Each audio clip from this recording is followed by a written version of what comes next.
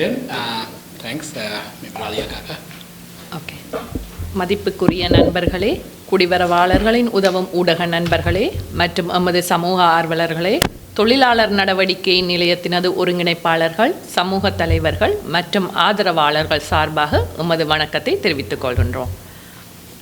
தொழிலாளர் நடவடிக்கை நிலையத்தினராகிய நாம் தொழிலாளர்களுக்கு கௌரவ மற்றும் நீதியான தொழில் சட்டங்களை உருவாக்க கடுமையாக உழைப்பதுடன் குடியுரிமைகளை இழந்து நிற்கும் தொழிலாளர்களுக்கு குடியுரிமை வழங்கப்பட வேண்டும் என்பதற்காக ஒன்றாக குரல் கொடுக்கின்றோம்.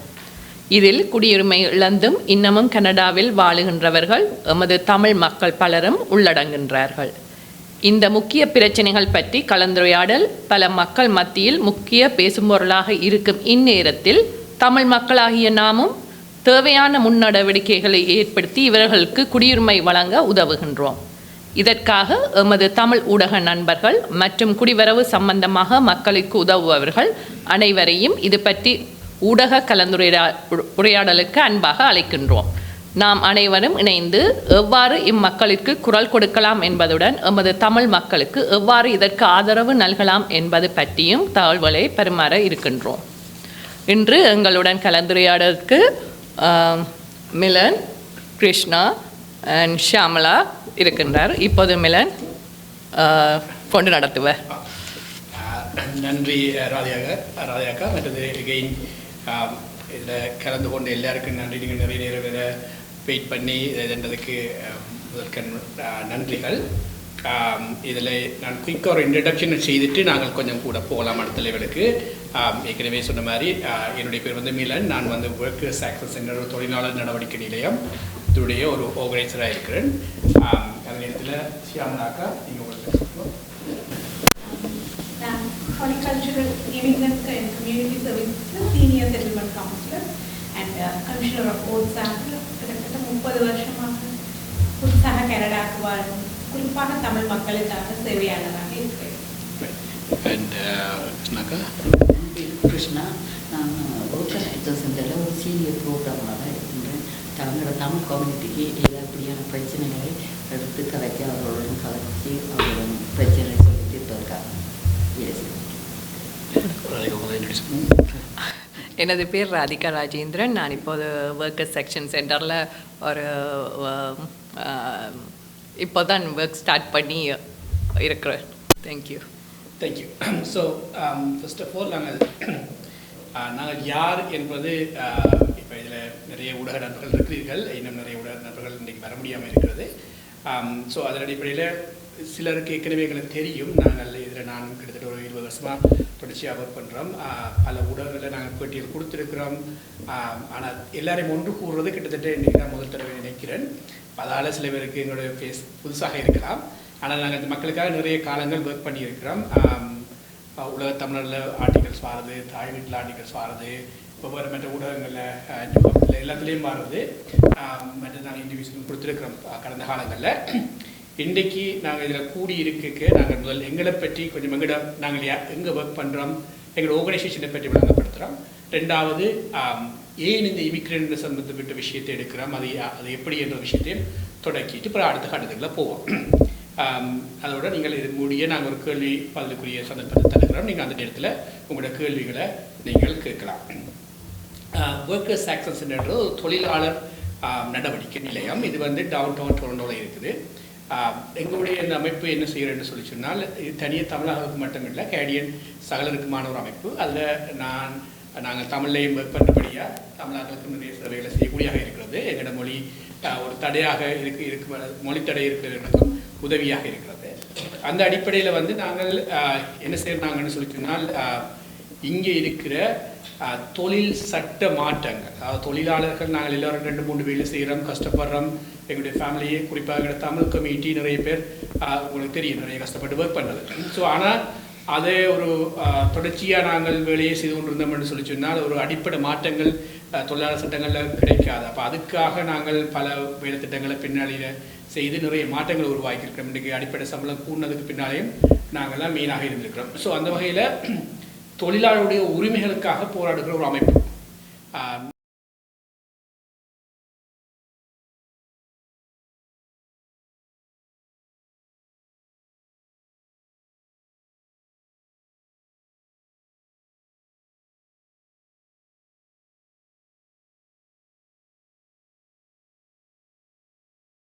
லோ வேஜில் வேலை செய்கிறாங்க 2-3 வேலை செய்கிற கமிட்டியாக இருக்கிறது நாங்கள் தான். ஸோ அப்போ எங்களோட மக்களுக்குரிய நன்மையை இந்த அமைப்பு கூடாக நாங்கள் பெற்றுக்கொள்ளக்கூடியதாக இருக்கிறது.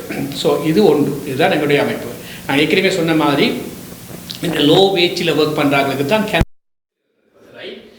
குறிப்பாக சம்பளம் குறைவாக இருக்கும், உரிமைகள் சரியாக நாங்கள் வாய்ஸ் வேட்டில் கலைக்க முடியாமல் இருக்கும், இந்த மாதிரி பிரச்சனைகள்லாம் இருக்கும். ஸோ அப்போ இதுகளை தட்டி கேட்கறதுக்கும் இதை பற்றி ஒரு கவர்மெண்ட்டை கொண்டு போய் அங்கே ஒரு அழுத்தத்தை கொடுத்து அது கூடாக சில மாற்றங்களை சட்டத்தில் தொழிலாளர் சட்டங்களில் மாற்றங்களை உருவாக்குறதுக்கூடாக இருக்கிற மில்லியன்ஸ் ஆஃப் கனடிய மக்கள் நன்மை அடைய வேண்டும், அதில் எங்களோட மக்களும் பெருமளவில் நன்மை அடைவோம். ஸோ இது உருவாக்க அமைப்பு தான் எங்களுடையது. அடுத்தது நாங்கள் ஒர்க்கர்ஸ் ரைட்ஸுக்காக போராடினாங்க. ஏன் இன்றைக்கு திடீரென்று ஒரு இமிக்ரேஷன் சம்மந்தப்பட்ட விஷயத்தோட கதைக்கு வந்திருக்கிறோம்னு சொல்லி கேட்டிங்கன்னு சொல்லி சொன்னால், நாங்கள் ஒரு MRN migrant networks migrant rights நெட்வொர்க்னு சொல்லி ஒரு கூட்டமைப்பு இங்கே இருக்குது. அவ யாருன்னு சொல்லி சொன்னால் 40 மைக்ரண்ட் ஒர்க்கர்ஸோட ஒர்க் பண்ணுற அமைப்புகள் ஒன்றாக கூடி கனடா ஃபுல்லாக கூடி ஒரு கூட்டமைப்பை வச்சிருக்கிறோம். அதில் நாங்களும் ஒரு அங்கத்தவர். ஏன் நாங்கள் அதில் அங்கத்தவராக இருக்கிறோம்னு சொல்லி சொன்னால், எங்களுக்கு தெரியும் இங்கே முதலாளிமார் நிறைய பேர் அட்வான்டேஜ் எடுக்கிறதோ அல்லது ஏன் கஷ்டப்பட்டு வேலை செய்யணும்னு சொன்னால், குறிப்பாக இந்த நாட்டுக்கு உரிமைகள் மறுக்கப்பட்டு இல்லை உரிமைகள் குறைக்கப்பட்டு சரியான விசாக்கள் கிடைக்காமல் இப்போ எங்களுக்கு சரியான விசா இல்லாடி கை காசுக்கு போப்பாங்க, ரைட்? அல்லது 2-3 வேலை செய்ய வேண்டியிருக்கு. இந்த மாதிரி சிக்கலில் வரைக்குள்ள தான் எங்களுக்கு எங்களை பொறுத்தளவுக்கு எல்லாருமே ஒர்க்கர்ஸாக இருக்கணும், எல்லாருக்கும் சம உரிமை கொடுக்கப்படணும். ஆனால் இந்த விசா ஸ்டேட்டஸ் ஒரு பெரிய தடையாக இருக்கிறது. ஆகவே நாங்கள் அதை பார்க்குறோம், அதுக்கும் ஒரு முக்கியமான விடயம். அப்போ அதில் நாங்கள் எங்களுக்கு வடிவாக தெரியும், எங்களுடைய தமிழ் மக்கள் நிறைய பேர் விசிட்டர் விசாவில் வருகிறோம். ஸோ நாங்கள் ஆரம்பத்திலே நாங்கள் இங்கே வரும்போது அகதி அந்தஸ்து நிறைய பேர் கூடியிருக்கிறோம், நிறைய பேர் கஷ்டப்பட்டு தான் வருகிறோம். ஸோ அப்படி வரைக்குள்ள ஒன்றங்களுக்கு தெரியும் இந்த இமிக்ரேஷன் ஸ்டேட்டஸ் வெரி இம்பார்ட்டன்ட். எங்களுக்கு எங்களோட உரிமைகள் மறுக்கிறதுக்கு அதுவும் ஒரு மிக முக்கியமான காரணம். அப்போ இந்த இமிக்ரேஷன் ஸ்டேட்டஸ் இருக்கிறார்களுக்கு ஓரளவுக்கு உரிமைகள் இருந்தாலும், இமிக்ரேஷன் ஸ்டேட்டஸ் இல்லாதாக்கள், அதாவது சட்ட ரீதியாக அவன் விசாக்கள் முடிஞ்ச பிறகு நிற்கிறார்கள் தான் நாங்கள் இமிக்ரேஷன் ஸ்டேட்டஸ் இல்லாதாக்கள்னு சொல்கிறோம். ஸோ அப்படியானக்களுக்கு இந்த சட்டத்தை நாங்கள் பெற்றுக் கொடுக்கறதுக்காக அவையோடு சேர்ந்து அவர்களுக்கு அந்த இமிக்ரேஷன் ஸ்டேட்டஸை கிளியர் பண்ணினால்தான் அவர்களுக்கும் இந்த ஒர்க்கர்ஸ் ரைட்ஸ் தொழிலாளர் உரிமைகள் சமனாக வழங்கப்படும் என்றதை அடிப்படையாக வச்சுக்கொண்டு அதுக்கும் எங்களோட ஒரு முக்கியமான விடயம் என்று நாங்கள் அதை கையில் எடுத்து அதுக்காகவும் ஒர்க் பண்ணுறோம். ஸோ அதில் ஒரு விஷயத்தை தான் இன்றைக்கு நாங்கள் விளங்கப்படுத்த விரும்புகிறோம். ஸோ அதன் அடிப்படையில் இந்த நான் சொன்ன இந்த மைக்ரண்ட் நெட்வொர்க் ரைட்ஸ் நெட்வொர்க்ன்றது ஒரு அமைப்பு. அவை இந்த அன்டாக்குமெண்ட் குறிப்பாக இங்கே இருக்கிற நாங்கள் அதை பற்றி மேலதிக விவரம் நான் பின்னுக்கு வரும்போது சொல்லுவேன். அந்த ஒர்க்கருக்காக அவர்களுக்கு அந்த ஸ்டேட்டஸை பெற்றுக் கொடுக்கணுன்றதில் இந்த கூட்டமைப்பு மிக கடுமையாக இங்கே ஒர்க் பண்ணி கொண்டிருக்கு. அதுக்குரிய தெளிவு எங்களுடைய தமிழ் கம்யூனிட்டியில் சில போதாமல் இருக்கலாம். ஸோ இந்த ஊடக சந்திப்புகள் ஊடாக அதுகள் வெளிப்படுத்தக்கூடலாம் என்றுதான் எங்களுடைய இன்னொரு நோக்கம். ரெண்டாவது, நாங்கள் எங்களுடைய அமைப்பு எந்த ஒரு கட்சியும் சாராது. நாங்கள் எந்த ஒரு பொலிட்டிக்கல் பார்ட்டிக்கும் சப்போர்ட் இல்லாமல் நாங்கள் நடுநிலையானது, எந்த ஒரு கட்சி சார்பு இல்லாதவங்க. நாங்கள் எல்லா பார்ட்டியில் உள்ள அரசியல்வாதிகளையும் சந்திப்போம், இதை பற்றி அழுத்தங்களை கொடுத்து அவர்கள் கூட எங்கள் மக்களுக்கு நன்மை செய்வோம் என்றால் எங்களுடைய வேலை திட்டங்கள். ஸோ அதோட இதில் இப்போ நான் ஏற்கனவே சொன்ன மாதிரி இந்த ஒர்க்கர்ஸ் ரைட்ஸ் வெரி இம்பார்ட்டண்டாக இருக்குது. அடுத்தது இந்த நான் ஏற்கனவே சொன்னது மாதிரி இந்த நோக்கம் இந்த மக்கள் இப்போ எங்களுடைய மக்கள், அதாவது நான் ஏற்கனவே சொன்ன மாதிரி அன்டாக்குமெண்ட், அதாவது நீங்கள் பார்த்தீங்கன்னா இந்த மைக்ரண்ட் நெட்வொர்க்ஸ் என்ன செய்யணும்னு சொல்லி சொன்னால், இந்த கனடாவுக்கு பல வழிகளால் மக்கள் வருகிறாங்க. குறிப்பாக ஒர்க்கர்ஸ் எடுத்தீங்கன்னு சொன்னால் ஃபார்முக்கு ஒர்க் பண்ணுறதுக்கு ஒரு பகுதி மக்கள் வருகிறாங்க. கியா ஒர்க்கர்ஸ், அதாவது வீட்டு வேலைக்காக ஒரு குரூப் வருகிறோம். இப்படி பல்வேறு தரத்தில் இந்த நாட்டுக்கு வேறவர்கள் வருகிறார்கள். ஸ்டூடெண்ட் விசாவில் வருகிறோம். இப்படி பல்வேறு வகையில் வருகிறோம். அவர் வருகிறவர்கள்லாம் டெம்பரரி விசாவில் இருக்கிறோம். ஸோ டெம்பரரி விசாவில் இருக்கும்போது தான் இந்த ஒர்க்கர்ஸ் ரைட்ஸ் அவைக்கு பெரிய சேலஞ்சாக மாறுது. அவையோட உரிமைகள் சரியாக நிறைய அப்யூஸ் நடக்குது. குறிப்பாக இந்த கோவிட் டைம்ல எல்லாம் அவர்களுக்கு அந்த உரிமைகள் இருக்கல. நாங்கள் எல்லாம் எங்களுக்கெல்லாம் இருக்கையில் ஓரளவுக்கு காசு நாங்கள் வந்துச்சு. ஆனால் அந்த டாக்குமெண்ட்ஸ் இல்லாத நிலையை பார்த்தீங்கன்னு சொன்னால் அவள் தான் கஷ்டப்பட்டேன். அவருக்கு எந்த ஒரு பெனிஃபிட்டும் கிடைக்க முடியலை. ஏன்னா அவள் போய் 15 ஒன்றுமே வேலை செய்ய முடியாது. ஏன்னா அவருடைய விசாக்கள் நிறைவடைஞ்சிருக்கு. ஸோ அப்போ அவை அப்படி இல்லாமல் நிற்கக்குள்ள அவைக்குரிய உரிமைகள் மறுக்கப்பட்டது.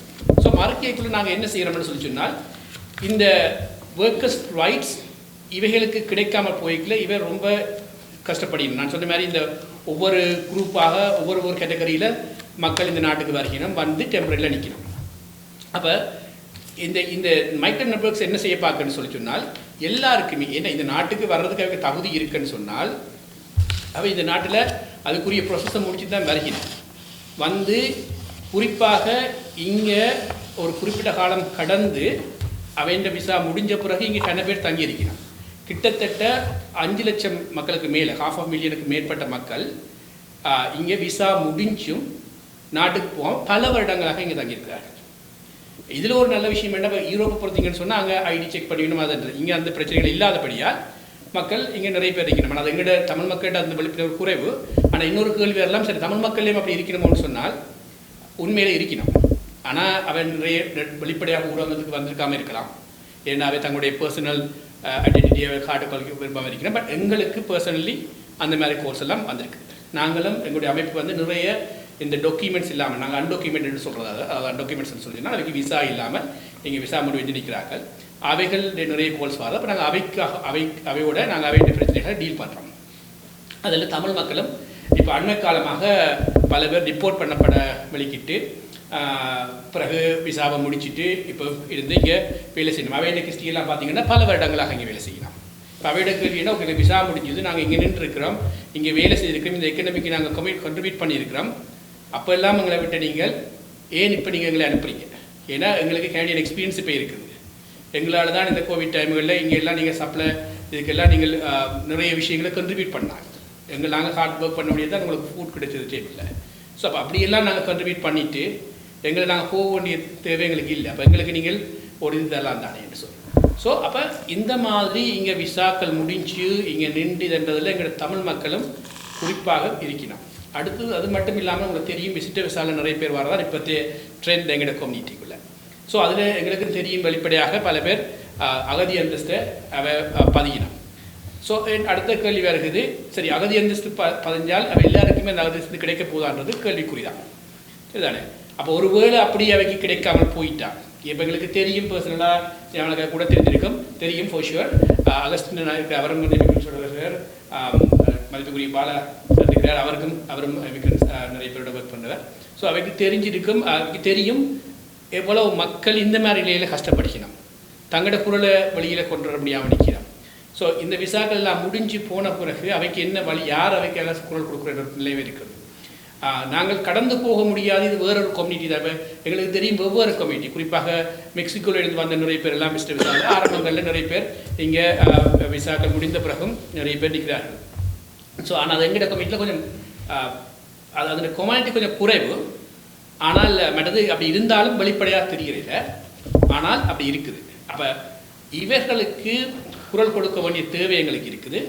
ரெண்டாவது வந்து இவர்கள் விசா எல்லாம் முடிஞ்சு இந்த நாட்டுக்கு கண்ட்ரிபியூட் பண்ணின பிறகு அவை திருப்பி போக சொல்லுங்க. பல இடம் இருந்துருந்தாங்க, போக சொல்லிக்குள்ளே அவை அங்கே போய் புதுக்க வாழ்க்கை தொடங்குறது கஷ்டம். மற்றது ஏன் அவை இன்னொரு கேள்வி வரலாம் உங்களுக்கு, ஏன் அவை அன்டாக்குமெண்ட் வந்து சொன்னால் அவை ஒரு அது பிள்ளையாதானே இந்த நாட்டுக்குன்னு சொல்லி. ஆனால் எல்லாருக்குமே தெரியும், நாங்கள் எல்லாருமே ஏதோ ஒரு வகையில் இந்த நாட்டுக்கு குடியேறி இங்கே செட்டிலாகத்தான் மாறுது ஒன்று. ரெண்டாவது அவை ஏதாவது கேஸ் ஃபைல் பண்ணியிருக்கணும், அவை வந்து ரெஃப்யூஜி ஃபைல் பண்ணியிருக்கக்கூடும், அல்லது பிஆர் ட்ரை பண்ணியிருக்கலாம்.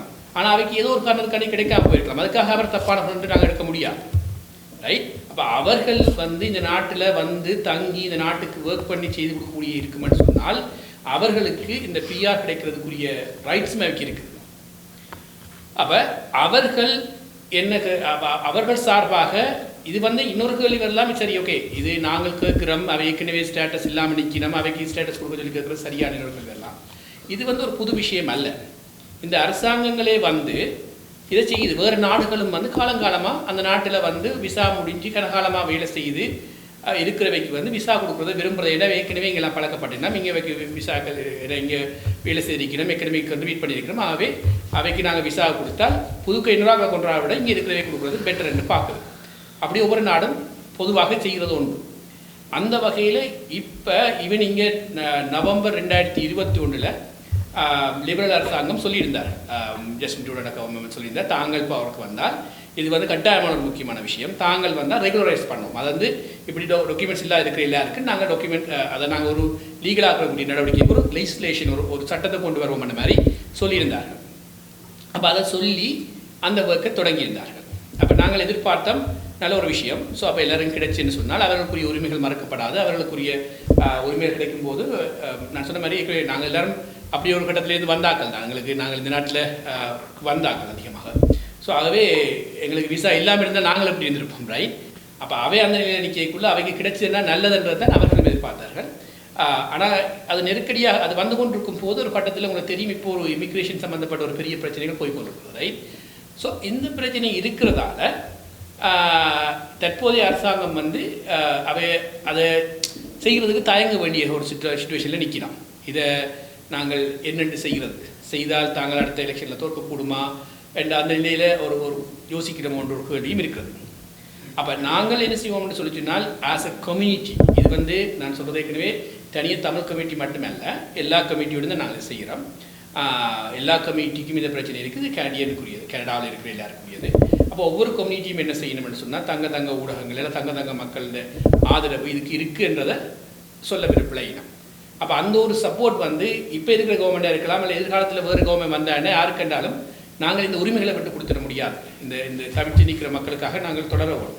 அப்போ அந்த சப்போர்ட்டை காட்டினால் ஐதர் இப்போ இருக்கிற அரசாங்கம் அதை கையில் எடுத்தினாவே ஓமன்னு சொல்லி ஒரு கமிட்டியை வந்து ஃபார்ம் பண்ணியிருந்தவன் 13 பேரை கொண்ட கமிட்டி ஒன்று உருவாகி இருந்தது. சரி வைக்கிறாங்க அந்த டாக்குமெண்ட்ஸ் கொடுக்குறதை பற்றி ஆராய்ச்சி. ஆனால் அது இப்போ தற்பொழுது என்ன நடந்துன்னு சொல்லி சொன்னால் இப்போ கொஞ்சம் பின்வாங்கினோம். ஏன்னு சொல்லி சொன்னால் பல்வேறு எதிர்ப்புகள், அடுத்த எலெக்ஷனில் சிலரோட தோல்வி வந்துடுமோன்னு சொல்லி. அதே நேரத்தில் அடுத்த பார்ட்டியில் இருக்கிற அரசாங்கம் வந்து அதை எப்படி கையாளுறது மதில் மேல் போன மாதிரி கையாள பார்க்கணும். ஸோ இப்போ எல்லாருக்கும் ஒரு கிளியர் மெசேஜை நாங்கள் கொடுக்கணும். இது பொலிட்டிக்ஸுக்கு அப்பாற்பட்டு இது மக்களுடைய உரிமை பிரச்சனை. ஆகவே எங்களுடைய இப்போ குறிப்பாக நாங்கள் ஊடகத்தை சேர்ந்த எங்களுடைய நண்பர்கள் நாங்கள் கூப்பிட்டதுக்கு இன்னொரு காரணம், இதை நாங்கள் எங்களுடைய தமிழ் மக்கள்கிட்ட இப்படி ஒரு விழிப்புணர்வு நாங்கள் கொண்டு வந்தால் இப்படி ஒரு விஷயம் நடக்குதுன்றதை தெரிஞ்சு எங்களுக்குள்ள அந்த சப்போர்ட் இருக்குன்றத இந்த பொலிட்டிஷியன்ஸ் எல்லாருக்கும் தெரிஞ்சால் தான் அவர்கள் இது சார்பான முடிவை எடுக்கும் போது தயங்க மாட்டினோம். இப்போ அதுக்கு ஒரு பயம் இருக்குது, இதில் எதிர்ப்பு இருக்குன்னு சொன்னால் மற்ற பார்ட்டி வின் பண்ணிடும் அல்லது தாங்கள் லூஸ் பண்ணிவிடுவோம் என்ற ஒரு கடப்பாட்டில் இதை மெல்ல விடக்கூடிய சுச்சுவேஷனும் வருகிறது. அது விட்டால் என்ன நடக்கும்? எங்களுக்கு நாங்கள் சொன்ன மாதிரி நாங்கள் பார்ட்டி சம்மந்தமாக கதைக்கல, பார்ட்டி சம்மந்தப்பட்டு நாங்கள் இது இல்லை. ஆனால் என்ன நடக்கும் அப்படி இதென்றால் எங்களுடைய மக்கள் தான் பாதிக்கப்பட போயிடும். ஸோ நான் ஏற்கனவே சொன்ன மாதிரி இந்த வந்து ரிவ்யூ எடுத்துருக்கிற இன்னும் எத்தனை மக்களுக்கு வந்து இந்த நிலைக்கு தள்ளப்பட போயிடும்னு தெரியாது, ரைட்? ஒரு வேளை அவைக்கு குறிப்பிட்ட ஆட்களுக்கு சில ரிவ்யூ அக்செப்ட் பண்ணலாம், குறிப்பிட்ட பெரும்பாலும் மக்களுக்கு சில அக்செப்ட் பண்ண போக முடியலாம். அதில் பேருந்து அவர்களின் நிலைக்கு தள்ளப்படுவார்கள் சொல்ல தெரியாது. திருப்பி இவ்வளோ காசு கொடுத்து இவ்வளோ வந்துட்டோம், திருப்பி போக போகிறோமா இல்லை நாங்கள் ஒழிச்சிருந்து தொடர்ச்சியாக இங்கே ஒர்க் பண்ண போகிறோமான்றதுலையுமே இருக்குது. ஸோ அப்படி வந்துட்டால் இந்த சட்டம் ரொம்ப முக்கியமாக இருக்க போகுது எல்லாருக்கும். ஆகவே எங்கள்கிட்ட மக்கள்கிட்ட அந்த விழிப்புணர்வு இருக்கணும். எங்களுடைய ஊடகங்கள் என்ற அளவுக்கு நாங்கள் அதை சரியான பக்கத்தில் நின்று நாங்கள் அதில் வெளிக்கொண்டு வந்தோம்னு சொல்லி சொன்னால் அந்த ஒரு தமிழ் மக்களிடமிருந்து இந்த இதுக்கு ஒரு சப்போர்ட் இருக்குன்றதை நாங்கள் காட்டுறது இந்த மக்களுக்கு சீரோ நன்மையாக இருக்கும். அதை சொல்கிற மாதிரி எங்களுக்கு எந்த பார்ட்டின்றது பிரச்சனை இல்லை, எந்த பார்ட்டி பற்றி நாங்கள் இது இல்லை, எந்த பார்ட்டி வந்தாலும் இதை கட்டாயம் எடுத்து சப்போர்ட் பண்ணணும்ன்றது இந்த விஷயத்தை என்னவோம்ன்றதா எங்களுடைய குறிக்கோள். ஸோ அதைத்தான் நாங்கள் விளங்கப்படுத்த வேண்டிய எங்களுக்கு தேவை இருக்குது. ஏற்கனவே நான் சொன்ன மாதிரி இந்த கோவிட் டைமில் எல்லாம் என்ன நடந்ததுன்னு சொல்லி சொன்னால் நிறைய பேர் எங்களை சென்டருக்கு அழைச்சால் பார்த்தால் அவர்களுக்கு இப்போ முதல் தெரிஞ்சிருக்கும் $2000 நிறைய பேர் கொடுத்தவன். அவர்களுக்கு அதுவும் இல்லை, அவர்களுக்கு எதுவுமே கொடுக்க முடியாத ஒரு சிச்சுவேஷன். ஸோ அப்படியான சிச்சுவேஷன்ல எல்லாம் வாழ்ந்தவங்க. அப்போ ஆகவே நாங்கள் என்ன சொல்ல வரோம்னு சொல்லி சொன்னால் ஆஸ் அ கம்யூனிட்டி நாங்கள் ஒரு கம்யூனிட்டியாக ஒன்று கூடி எங்களுடைய குரலை நாங்கள் உயர்த்தி காட்ட வேணும். இல்லை இதுக்கு ஒரு சப்போர்ட் இருக்குது, எங்களுடைய கம்யூனிட்டி இது சார்பாக சப்போர்ட் பண்ணுறோம். என்னைக்குள்ள இந்த அரசியல் முடிவுகள் வந்து இந்த மக்கள் சார்பாக மாறும்போது அவர்கள் இந்த கை காசுக்கு வேலை செய்து கஷ்டப்பட்டு நினைச்சு பாருங்க, உங்களோட ஃபேமிலியில் ஒரு ஆள் வந்து அந்த நிலையில் 20 வருஷம் இருக்கிறேன்னு சொன்னால் என்ன ஆகும்னு சொல்லி அப்படி லைஃபே ஒன்றுமே இல்லாமல் போயிடும். என்ன அப்போ நாங்கள் யாராவது குரல் கொடுத்து நாங்கள் எல்லாம் சப்போர்ட்டை காட்டி நாங்கள் உருவாக்கினா தான் அவர்கள் இது என்னலாம். அடுத்த ஒரு கேள்வி வேறு, ஒரு கண்ட்ரவர்சியான கேள்வி ஒன்று வாரது. பொதுவாக நாங்கள் இதை பற்றி மக்களோட கதைக்கும் போது சரி அப்போ வந்து எல்லாருக்குமே விசா கொடுக்கலாமா, ரைட்? நிறைய பேர் வந்து இதில் அதுக்குரிய தகுதி இல்லாமல் இருக்கலாம், அல்லது சில பிள்ளைகள் இருக்கலாம். இப்போ நாங்கள் என்ன சொல்லுகிறோம்னு சொன்னால் லெஜிஸ்லேஷன், நீங்கள் பாராளுமன்றத்தில் ஒரு இதை கொண்டு வாங்க, மத்திய அரசாங்கத்தில் வந்து நீங்கள் ஒரு சட்டத்தை கொண்டு வாருங்கள். அவர்கள் அதாவது வந்து டாக்குமெண்ட் இல்லாமல் நீங்கள் ஒழிச்சிருக்க தேவையில்லை, உங்களுக்குரிய கதவை நாங்கள் திறக்கிறோம், நீங்கள் அப்ளை பண்ணுவோம். இவ்வளோ ஆளும் இல்லைன்னு சொன்னாலும் 20 வருஷம் இல்லையோ 15 வருஷம் இல்லாமல் இங்கே இருந்தாலும் பரவாயில்ல, நீங்கள் இந்த நாட்டில் இவ்வளோ ஆளும் எடுத்துட்டீங்கன்னு சொன்னால் நீங்கள் அப்ளை பண்ணலாம், உங்களோட இது நாங்கள் விசாரித்து எல்லாம் சரியாக இருந்தால் உங்களுக்கு நாங்கள் பிஆர் தருவோம் என்ற அந்த கதை பத்திரவங்க தான் நாங்கள் கேட்குறோம். ஸோ அது ஒரு ஃபேரானது. அதில் அவருடைய ப்ரொசீஜரில் அவர் அதுக்கு இன்னும் எலிஜிபிலிட்டியாக இருந்தால் அது வேறு விஷயம். ஆகவே இது நாங்கள் மட்டும் கேட்கல, இப்போ இருக்கிற அரசாங்கம் அதை அவையை ஒத்துக்கொண்டு இது முக்கியமான பிரச்சனை கட்டாயம் கண்ட்ரோல் பண்ணவ இப்போ பின் வாங்கினோம். ஸோ ஆகவே நாங்கள் அவர்களுக்கு அழுத்தத்தை கொடுக்கணுமோன்றதுக்கு அப்பாற்பட்டு எங்களுடைய மக்கள்கிட்டையும் அந்த சப்போர்ட் இருக்கின்றதை நாங்கள் காட்டுவோம். ஸோ இதோட நான் கழிச்சு கொண்டு அதையும் இருக்கிறத நான் சியாமலாக்காட்டை நான் கேட்குறேன், அவருடைய அனுபவத்தை கேட்போம். அவாவும் நான் சொன்ன மாதிரி தனி தமிழாக்கள் மட்டும் இல்லை, நிறைய நாட்டு மக்கள் இந்த நாட்டுக்கு குடியுரிமை சம்பந்தப்பட்ட விஷயங்களை இழந்தவ நாங்கள் அந்த ஸ்பாட்டில் போடுறோம். ஸோ அவள் தன்னுடைய அனுபவங்களை கொஞ்சம் பகிர்ந்து கொள்ளலாம். அப்புறம் மேபி நான் நாங்கள் சந்தர்ப்பத்தை ஆரம்பம். அப்போ நீங்களும் உங்களுடைய அனுபவங்கள் இதில் பகிர்ந்து கொண்டுங்கன்னா ஒரு விழிப்புணர்வு எங்களுக்கு வரும், எங்களோட ஊடக நண்பர்களுக்கு வரும். இது ஒரு தமிழ் மக்களுடைய ஒரு முக்கியமான பேசுபொருளாக பேசப்பட வேணும், அதுக்கு கூட ஒரு நல்ல மாற்றம் வர வேண்டும். எங்களுடைய அந்த ஆரம்பம் இது.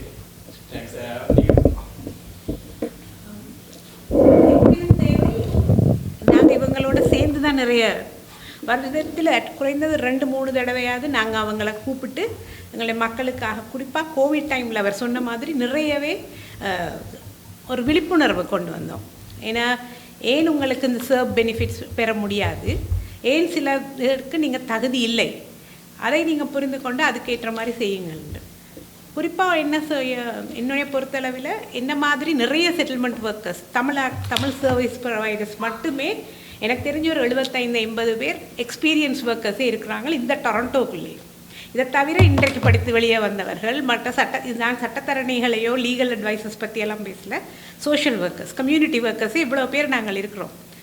அப்படி இருந்தும் எங்களுக்கு கொடுக்கப்பட்ட வருமானம் என்னன்னு சொன்னால், இல்லை எங்களுக்கான மேண்டேட் என்னன்னு சொன்னால், முக்கியமான ஃபண்டிங் எங்கள் எல்லாருக்கும் மத்திய அரசாங்கத்திலிருந்து வருது, கொஞ்சம் மாகாண அரசாங்கம் அதாவது ஃபோர்ட் கவர்மெண்ட்டிருந்து வரும், ஒரு சிலருக்கு ரொம்ப குறைவாகத்தான் சிட்டி ஃபண்டிங் வரும். அப்போ இந்த 3 அரசாங்கங்களோடு சேர்ந்து தான் அவங்களோட கோட்பாடுகளுக்கு இடையில் உட்பட்டு தான் நாங்கள் எந்த ஒரு இதையும் நாங்கள் செய்ய வேணும். எங்களுக்கு ஒரு மேனேஜ்மெண்ட் இருக்கும், அவர்களுக்கு இந்த நிதி இல்லாவிட்டால் எங்களை வேலைக்கு வைத்திருக்க முடியாது. ஸோ இந்த கோட்பாடின் கீழ் நாங்கள் வேலை செய்யும் போது எங்களுடைய நிறுவனத்துக்கு ஒருவர் வந்தார் என்றால் நிச்சயமாக முதல் கேள்வி, எப்படி நீங்கள் ஒரு மருத்துவரிடம் போகும்போது உங்களுடைய ஹெல்த் கார்டு கேட்குறார்களோ, நாங்கள் இமிக்ரேஷன் டாக்குமெண்ட் கட்டாயம் கேட்போம். அப்போ இவர் சொன்ன மாதிரி ஆவணங்கள் இல்லாத நாட்டுக்காக அவ்வளோ உழைத்து, அவங்க 60 வயதாக இருக்கலாம், அவர் 20 வயதாக இருக்கலாம், ஆணாக இருக்கலாம், பெண்ணாக இருக்கலாம், அதை பற்றி கவலை இல்லை. அவர்களுக்கு எந்த ஒரு ஆவணம் இல்லாதவர்களுக்கு உதவி செய்வதற்கு யாருமே இல்லை. அதான் உண்மையான பாயிண்ட். இன்றைய நிலைமையில் அவர்களும் நிறைய வேலை செய்தார்கள், கை காசுக்கு வேலை செய்கிறார்கள், அவர்களும் வீட்டுக்கு குடும்பத்தை காப்பாற்றி கொண்டிருக்கிறார்கள். கோவிட் டைமில் நிறைய டெலிவரி சாப்பாடு முதியோர்களுக்கும் மற்றவர்களுக்கும் அந்த மாதிரியானவர்கள் தான் நிறைய உதவி செய்தார்கள். மற்றவர்களிடம் வீட்டில் பயந்து கொண்டிருந்தார்கள், பெற்றார்கள். நான் எங்களையும் சேர்த்து தான் சொல்கிறேன், நாங்கள் எல்லாமே வெளியே போக பயந்தோம். ஒரு குறிப்பிட்ட வயதுக்கு மேலே மாஸ்க் இல்லை, அது இல்லை, நிறைய கஷ்டப்பட்டோம். ஆனால் துணிஞ்சு போனவர்கள் இவர்கள் தான். இன்றைக்கி இவங்களுக்கு ஸ்டேட்டஸ் இல்லை. அப்போ என்னுடைய நிறுவனத்துக்கு வந்தாலே நான் பொய் சொல்ல விரும்பல. முதல் கேள்வி இமிக்ரேஷன் டாக்குமெண்ட், கட்டாயம் இமிக்ரேஷன் நம்பர் எங்களுக்கு தேவை, எங்களை பாதுகாப்பு, எங்களுடைய ஃபண்டிங்க்கு ஆல் 3 வகையான லெவல்ஸ் ஆஃப் கவர்மெண்ட்டும் அதை தான் கேட்குது. ஸோ இவர்களை யார் பொறுப்பேற்பார்கள் என்பது அவர் சொன்ன மாதிரி இது அரசாங்க ரீதியாக என்ன 2021 சட்டம் கொண்டு வந்தார்கள். எல்லோரும் எதிர்பார்த்தார்கள் 2 வருஷத்தில் அது அமலுக்கு வரும்.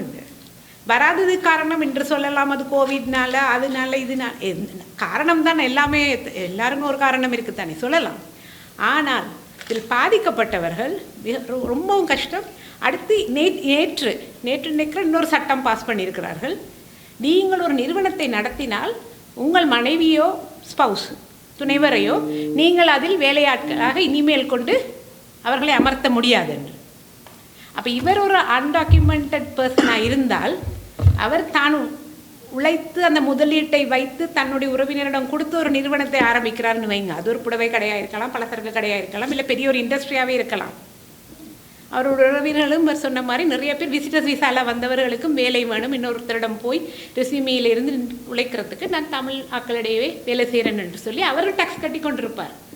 அப்படியானவர்கள் உறவினர்களை வைக்கும்போது அவர்களுடைய ரிலேஷன்ஷிப் என்ன என்ற கேள்வி வரும்போது அதிலும் இமிக்ரண்ட்ஸில் நாமும் சேர்ந்து தான் பாதிக்கப்பட போகிறோம்.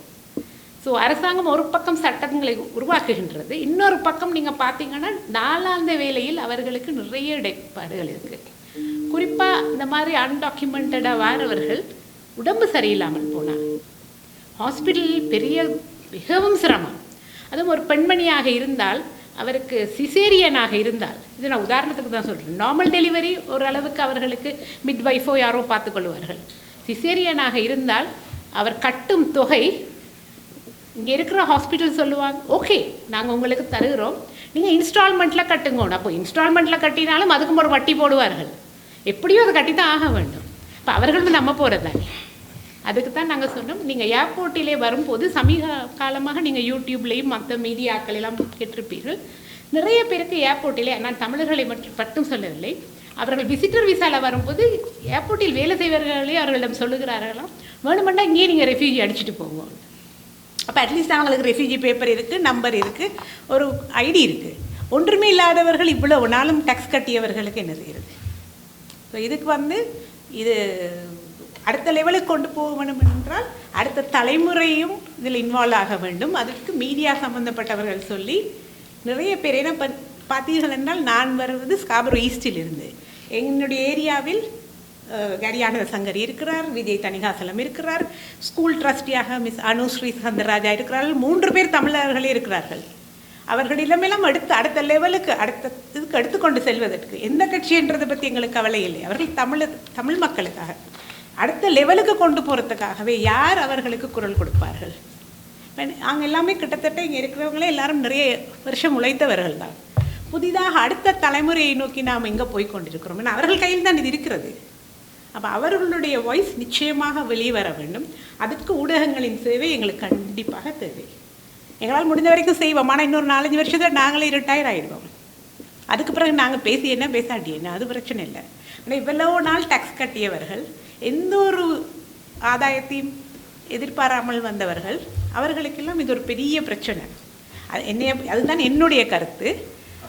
ஆனால் நான் நேரடியாக இப்படிப்பட்டவர்கள், அதான் நான் திருப்பியும் சொல்கிறேன், எனக்கே பாவமாக இருக்கும். ஆஃபீஸ்க்கு ஒருத்தர் வந்தால் இமிக்ரேஷன் பேப்பர் இல்லாவிட்டால் நான் அவருக்கு உண்மையாக என்னுடைய நேரத்தை ஒதுக்கி உதவி செய்ய முடியாது நிலைமையில் இருக்கிறேன்.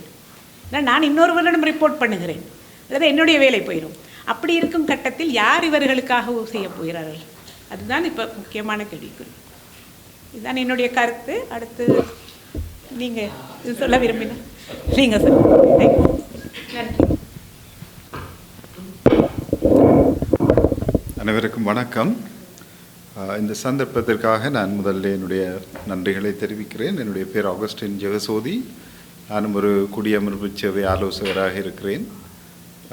சகோதரி சொன்னது போல இந்த அன்றாட எங்களுடைய வேலையிலே நாங்கள் சந்திக்கின்ற அநேகர்களில் இந்த புதிய குடிபெறவாளர்கள் மிகவும் முக்கியமானவர்கள். நாங்கள் மத்திய அரசாங்கத்தின் நிதியுதவியோடு தான் இந்த குடியமர்வு சேவையை நாங்கள் ஆற்றி வருகின்றோம். குறிப்பாக அந்த ஆவணங்கள் இருக்கின்றவர்களுக்கு எங்களுடைய சேவைகள் சென்றடைவதற்கான சகல வழிமுறைகளும் இருக்கின்றன. நாங்களும் கூட அந்த 3 மட்ட அரசாங்கங்கள், மத்திய, மாகாண, நகர நிர்வாக நிதியை பெற்று நாங்கள் அந்த புதிய குடிபெறவர்களுக்கான சேவையை நாங்கள் ஆற்றி வருகின்றோம். இப்போ நான் உண்மையிலே தமிழை தாய்மொழியாக கொண்டவர் என்றபடியால் எனக்கு அந்த மொழியிலே அவர்களுக்குரிய காரியங்களை நாங்கள் எடுத்து சொல்லுவதற்கு வசதியாக இருக்கும். அதோடு கூட நான் மற்ற மொழி பேசியங்களை அணுகுகின்றவர்களையும் நாங்கள் ஆதரித்து வருவதுண்டு. குறிப்பாக இந்த ஆவணங்கள் இருக்கின்றவர்களுக்கும் ஆவணங்கள் இல்லாதவர்களுக்கும் உள்ள அநேக வித்தியாசங்களை சகோதரி சொல்லியிருந்தார். குறிப்பாக ஆவணம் இருக்கின்ற ஒருவருக்கு கனடாவிலே எல்லா விதமான உரிமைகளும் இருக்கின்றது. அதே நேரம் இந்த நிறுவனம் ஒர்க்கர்ஸ் ஆக்ஷன் சென்டர், இவர்களோடு நானும் கூட கடந்த பல வருடங்களாக நாங்கள் இணைப்பில் இருக்கின்றோம். அவர்களும் கூட எங்களுக்கு வளவாளர்களாக அநேக நிகழ்வுகளை நடத்தி இருக்கின்றார்கள். அவர்கள் முன்னெடுக்கின்ற இந்த விழிப்புணர்வு என்பது சமூக மட்டத்திலே மிக முக்கியமானதொன்றாக பார்க்கப்படுகின்றது. இந்த காலகட்டத்திலே அநேக ஜனங்கள், மிலன் சொன்னது போல 500,000 மேற்பட்ட ஜனங்கள் ஆவணங்களற்ற நிலையிலே இவ்வளவு காலமும் இருக்கின்றார்கள். இனிமேல் இன்னும் அந்த தொகை அதிகரிக்கலாம். நாங்கள் பார்க்க முடியும், இந்த ஆவணங்கள் என்று சொல்லுகின்ற போது அந்த ஆவணத்திலே தான் கனடாவில் உள்ள பல அனுகூலங்கள் தங்கியிருக்கின்றன. உதாரணமாக நாங்கள் பார்த்தது போல இந்த சுகாதாரம் சம்பந்தமான, இன்னும் அவருடைய அந்த தொழில் அட்டையை அந்த இலக்கத்தை வைத்து கூட எந்த ஒரு தொழில் தருணரும் அவருடைய அந்த ஸ்டேட்டஸ் என்று சொல்லக்கூடியதை உடனடியாக அறிந்து கொள்ளலாம். எனவே எங்களுடைய இப்பொழுது இந்த காலகட்டத்திலே இந்த தமிழ் மக்கள் எதிர்நோக்குகின்ற முக்கிய பிரச்சனையாக புதிய குடிவரவாளர்களை இன்னும் அதிக அளவிலே உள்வாங்குகின்ற ஒரு நாடாக கனடா பார்க்கப்படுகின்றது. இப்போ இவர்களுக்குரிய அந்த 2021ஆம் ஆண்டிலே கொண்டு வர இருந்த அந்த திட்டத்தை, அது அரசாங்கம் சம்பந்தப்பட்ட காரியம், ஆனால் அதிலே அனுகூலங்கள் இருக்கின்றன பலருக்கு என்று நாங்கள் பார்க்கின்ற போது நிச்சயமாக ஒரு சமூகமாக நாங்கள் அவைகளை ஆதரிக்க வேண்டியவர்களாக இருக்கின்றோம். ஆனால் அரசாங்க மட்டத்திலே அவர்கள் எந்த விதமான ஒரு குற்றச் செயல்களிலும் ஈடுபடாதவர்கள், மற்ற தகுதிகள் அவர்களுக்கு இருக்குமாக இருந்தால் நிச்சயமாக அந்த திட்டத்தை நாங்கள் வரவேற்போம். இந்த திட்டத்தின் பயன்பாடுகள் எதிர்காலத்தில் எப்படி இருக்கப் போகின்றது என்பதை அரசாங்கம் தான் வெளிப்படுத்த வேண்டும். அவர்கள் இவர்களுக்குரிய கால எல்லை அல்லது தகுதி அடிப்படைகளை அவர்கள் நிர்வகிப்பதிலே அரசாங்கம் தங்களுடைய திட்டத்தை அவர்கள் ஒரு நேரத்திலே சொல்ல வேண்டி வந்தால் அது எங்களுடைய சமூகம் அல்ல, வேறு யாராக இருந்தாலும் அவைகளை நிச்சயமாக ஏற்றுக்கொண்டு தான் ஆக வேண்டும். இந்த அந்தஸ்து இல்லாமல் அல்லது ஆவணங்கள் இல்லாமல் இந்த சமீப காலங்களிலே அநேகர் இந்த சொந்த நாடுகளுக்கு, குறிப்பாக இலங்கை போன்ற நாடுகளுக்கு அனுப்பப்பட்டதை நான் அறிவேன். உண்மையிலே எனக்கு இன்றைக்கு தான் தெரியும் இந்த ஒர்க்கர்ஸ் ஆக்ஷன் சென்டர் இதில் ஈடுபடுகின்றார்கள் என்று. ஏனென்றால் நான் அநேகரை என்னுடைய பிரத்யேக சர்ச் சார்ந்த இடங்களிலே நான் சந்திக்கின்ற போது அவர்களுக்குள்ளே ஒரு தெளிவில்லாத காரியங்கள், பல வருடங்களாக இந்த சட்ட வாளர்களை அவர்கள் அணுகி அதனுடைய பலனை அவர்கள் பெற்றுக்கொள்ளாமல் எங்கு செல்வது என்ற ஒரு நிலையில் கூட நான் பலரை சந்தித்திருக்கிறேன். அவர்களுக்கு கூட நான் ஒரு ஆறுதல் சொல்ல முடியாத அளவுக்கு என்னால் முடிந்த சில காரியங்களை, இப்போ நாங்கள் எங்களுடைய இந்த குடியமர்வு சேவை ஆலோசனை என்பது சில வரைமுறைகளுக்கு உட்படுத்தப்பட்டிருக்கின்றது. நாங்கள் ஆவணத்தை கொண்டுதான் அவர்களுடைய அடுத்த கட்டத்தை நாங்கள் தீர்மானிப்போம். எனவே அவர்களுக்குரிய ஒரு ஆலோசனையை நான் தனிப்பட்ட முறையிலே வழங்கினாலும் அவர்களுக்குரிய ஒரு தீர்வை பெற்றுக் கொடுக்கக்கூடிய ஒரு வழிமுறை என்னிடம் அந்த நேரத்தில் இருக்கவில்லை. நான் கூடுமானவரை அவர்களை நான் சம்பந்தப்பட்ட சர்ச் நிறுவனங்களோ அல்லது சமூக நிறுவனங்களோ அல்லது தொண்டு நிறுவனங்களோடு இணைப்பதை தவிர எனக்கு வேறு வழி தெரியவில்லை. ஆனால் இன்று இப்போ நான் பெற்றுக்கொண்ட இந்த தகவல்கள் ஒர்க்கர்ஸ் ஆக்ஷன் சென்டர் இதில் அவர்கள் ஈடுபடுகின்றார்கள் என்பது ஒரு சந்தோஷமான செய்தி. நாங்கள் மேற்கொண்டு இப்படியானவர்களை நாங்கள் அணுகுகின்ற போது அல்லது அவர்கள் எங்களை அணுகுகின்ற போது அவர்களுக்கு ஒரு தெளிவான விளக்கத்தை நீங்கள் சென்று பயனை பெற்றுக்கொள்ள வேண்டிய ஒரு இடம் இருக்கின்றது, தமிழ் மொழியிலே உங்களுடைய தீர்வுகளை நீங்கள் பெற்றுக்கொள்ளலாம் என்பது ஒரு ஆறுதலான விடயம். மேற்கொண்டு நான் மற்றவர்களுக்கு இந்த சந்தர்ப்பத்தை வழங்கி என்னுடைய நன்றிகளை தெரிவிக்கிறேன்.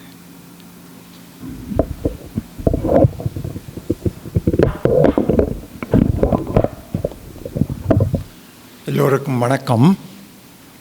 என்னுடைய பேராசிரியர் பாலசுந்தரம். நான் 1999 குடியமர்வு சேவையிலே பாடசாலையிலே வேலை செய்திருக்கின்றேன். ரொம்ப அனுபவங்கள் இருக்கின்றது. இன்றைய நடைமுறை பிரச்சனை என்னென்றால், இங்கே குறிப்பிட்டார்கள், நமது நாட்டிலிருந்து நிரம்ப இளைஞர்களும் பெரியோர்களும் வந்து கொண்டிருக்கிறார்கள் விசிட்டர்ஸ் விசாவில். அவர்களை பார்த்துக்கிட்டால் இந்த லோயர் அலுவலகத்துக்கு சென்றீர்கள் தெரியும், கூடி கூடி நிற்கிறார்கள் பாவமாரியை பார்க்க. அதில் அரவாசி இல்லை, 98 விதமான ஆட்கள் விசிட்டர்ஸாக இந்த அதாவது ஏர்போர்ட்டில் டிக்ளேர் பண்ணாமல் வந்தாக்க. ஏர்போர்ட்டில் ஏன் டிக்ளேர் பண்ணலை என்றால் திருப்பி அனுப்பக்கூடிய வாய்ப்பும் அங்கே இருக்குது. அந்த பயத்தின் காரணமாக அவர்கள் அங்கே டிக்ளேர் வந்த நோக்கமே டிக்ளேர் பண்ணுறது தான், ரிஃப்யூஜி எடுக்க தான் வருகின்றன. ஆனால் அது அவர்களுக்கு தெரியாது. அந்த தெரியாமையால் இங்கே இப்பொழுது இந்த லோயர்மாருக்கு 8000 10,000 கொடுத்து கொண்டு இருக்கிறார்கள். பெரிய வேதனையான விஷயம். அவர்கள் ஒரு சதமே இங்கே இல்லாமல் வந்தவர்களுக்கு முதல் 2000 பிறகு 3000 பிறகு 1000 ரெண்டு கொடுத்து நான் நேரடியாக அனுபவப்பட்டவனுடைய சொல்லுகிறேன். எங்களுடைய பிள்ளைகள், எங்களுடைய இனத்தவர்கள் மிகவும் கஷ்டப்படுகிறார்கள். அவர்கள் வேலை செய்யும் எத்தனையோ பேர் களவாக வேலை செய்கிறார்கள். நான் என்னை அறிந்தவர்கள் சொல்வது செய்யாத எங்கோ ஏன் பிடிபட்டால் உடனடியாக அவர்களுக்கு பிரச்சனை என்ன பிரச்சனைன்னு உங்களுக்கு தெரியும். அத்தகைய பிரச்சனைகளுக்கு முகம் கொடுக்க வேண்டாம் தான் நான் யாரை சொல்லும். பட்டினி இருந்தால் பரவாயில்லை, உறவினரிடமிருந்து உதவிகளை பெறுங்கள். களவாக அது அரசாங்கத்துக்கு எதிராக, அது களவு என்பது அரசாங்கத்துக்கு எதிரான சட்டங்களுக்கு எதிரான செயற்பாடு தான். எந்த ஒரு நாங்கள் இங்கே பற்றி பேசிக்கொண்டிருக்கிறோம். அரசாங்க பத்திரம் இல்லாமல், யுஜி என்ற அந்த பத்திரம் இல்லாமல் எவரும் இங்கே வேலை செய்யக்கூடாது. செய்து பிடிபடுறதுக்கு பல வழிகள் இருக்கிறது. ஒரு நிகழ்வை மட்டும் குறிப்பிட விரும்புகிறேன். ஒரு நிறுவனத்திலே, தமிழாக்களுடைய நிறுவனத்திலே ஏற்கனவே வேலை செய்வர்கள் நீக்கிவிட்டு வந்த புதியவர்களுக்கு வேலை கொடுத்திருக்கிறார்கள். பழையவர்கள் புகார் கொடுத்து தொல்லை அது என்னென்றால் இவர்கள் சட்டத்தை மீறினபடினால்தான் இது நடக்கும். இதெல்லாம் நாங்கள் கருத்து கொள்ள வேண்டும். பெரிய பிரச்சனை இது. எங்களுடைய சமுதாயம் எதிர்பார்த்து கொண்டிருக்கிறது. எத்தனையோ பேர் ஒரே அறையில் 10 பேர் படுக்கிறார்கள், தங்கி கொண்டிருக்கிறார்கள். பாவங்கள் வந்தவர்கள், உறவினர் இல்லாதவர் வந்திருக்கிறார்கள். அப்படியானவர்களுக்கு நாங்கள் இந்த ஆக்ஷன், இந்த அமைப்பு எந்த வகையில் உதவி செய்யலாம் என்பதை டேவிட் உங்களுக்கு குறிப்பிட்ட இந்த முக்கியமான விஷயம். இது நம்முடைய சமுதாயத்தில் இந்த ஒரு பெரிய பிரச்சனை மறைமுகமாக இருக்குது பாருங்கள். நான் அதை வெளிப்படுத்தி கொண்டு சொல்லுகிறேன். சரி, நான் நேரடியாக இதில் இன்வால்வ் பண்ணபடினால சரி, ஒருவருக்கும் ஒரு ஆள் வந்திருப்பார். அந்த வகையில் நான் சொல்லுகின்றேன். $8,000-10,000 என்றால் வந்தவருக்கு அது எங்கே போகிறது? அவர் வரக்குள்ளே $16,000-20,000 வந்தவர் கடன் பெற்று, இங்கேயும் $10,000 கடன் பண்ணால் 30,000. கடைசியில் அவர் என்ன செய்வார்ன்னு தெரியாது பாருங்க. நம்பி வந்து வாராக்கள் இருக்கணும். அவற்றையும் நீங்கள் கருத்து கொள்ள வேண்டும். இப்போ விசிட்டர்ஸ் விசாவில் வந்து வேலை செய்ய முடியாமல் லோயர் அலுவலகத்துக்கு அலைந்து கொண்டிருக்கிற பிள்ளைகளை, பெரியவர்களை நாங்கள் முக்கிய கவனம் எடுத்துக்கொள்ள வேண்டும். அது எங்களுடைய உடனடியான பிரச்சனை. அது இதற்கு அப்பால் பழையவர்கள் 10-15 வருஷமாக வேலை செய்து கொண்டிருக்கிறார்கள். மறைவாகத்தான் வேலை செய்கிறார்கள், சரிதானே. ஆனால் அவர்களுக்கு எந்த ஒரு அந்தஸ்தும் இல்லாட்டி இந்த கொரோனா காலத்தில் அவர்கள் தான் வீடாக சென்று சாப்பாடு எல்லாம் கொடுத்திருக்கிறார்கள், பணம் பெற்றார்கள். ஆனால் உயிரை பணயம் வைத்து தான் நாங்கள்லாம் உயிரை பாதுகாத்து கொண்டிருந்தோம். அவர்கள் உயிரை பணயம் வைத்து எங்களுடைய வீடுகளுக்கு வந்து எங்களுக்கு உதவி செய்தார்கள் பாருங்கள். அது உண்மையான செய்தி. அது உண்மையான செய்தி. வயது போன ஆட்களுக்கு தெரியும். அதில் நானும் ஒரு ஆள். எனக்கே பலர் கொண்டு வந்து சாப்பாடு தான் உதவி வெளியிலேருந்து உதவி செய்தார்கள். அவெல்லாம் அப்படியான ஆட்கள் தான். எனவே நம்ம சமுதாயத்தில் இளமறை காயாக பலர் இருக்கிறார், வெளிப்படாமல் இருக்கிறார்கள். அவர்களுக்கு நாங்கள் என்ன செய்யலாம் என்பதுதான் என்னுடைய முதல் கோரிக்கையை இங்கே வைக்க விரும்புகிறேன். இது வாங்க.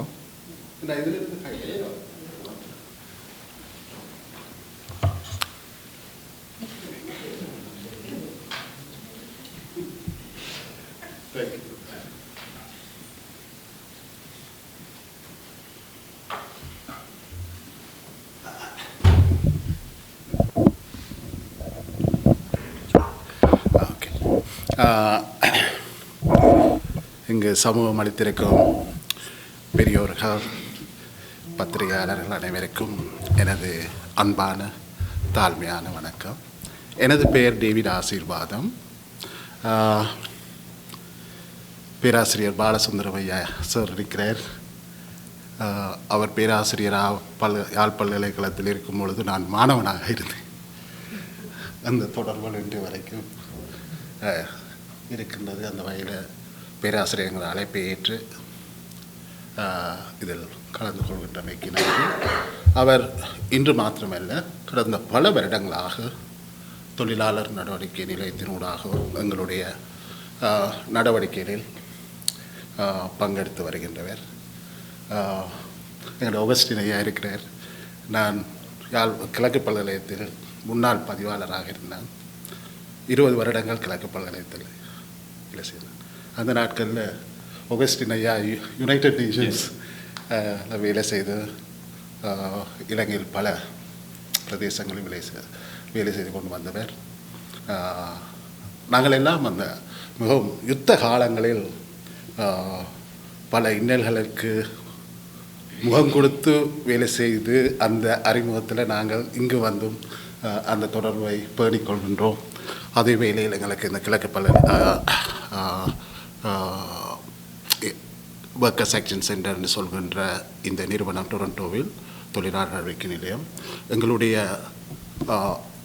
ஒர்க் ஷாப் ட்ரைனிங் இதுகளுக்கு எப்பொழுதுமே எங்களுக்கு துணையாக இருக்கின்ற எங்களோட செட்டில்மெண்ட் கவுன்சிலர் ஷியாமலா அவர்களும் எங்களோட இன்றைக்கு கலந்து கொண்டார்கள். அவர்களுக்கு வேறு காரியங்கள் இருந்த பொழுதிலும் கூட இந்த நிகழ்வில் வந்து உங்களுடைய பிரசன்னமும் உங்களுடைய பகிர்ந்து கொள்ளுதலும் எங்களுக்கு நிச்சயமாக ஊக்கம் அளிக்கின்றது.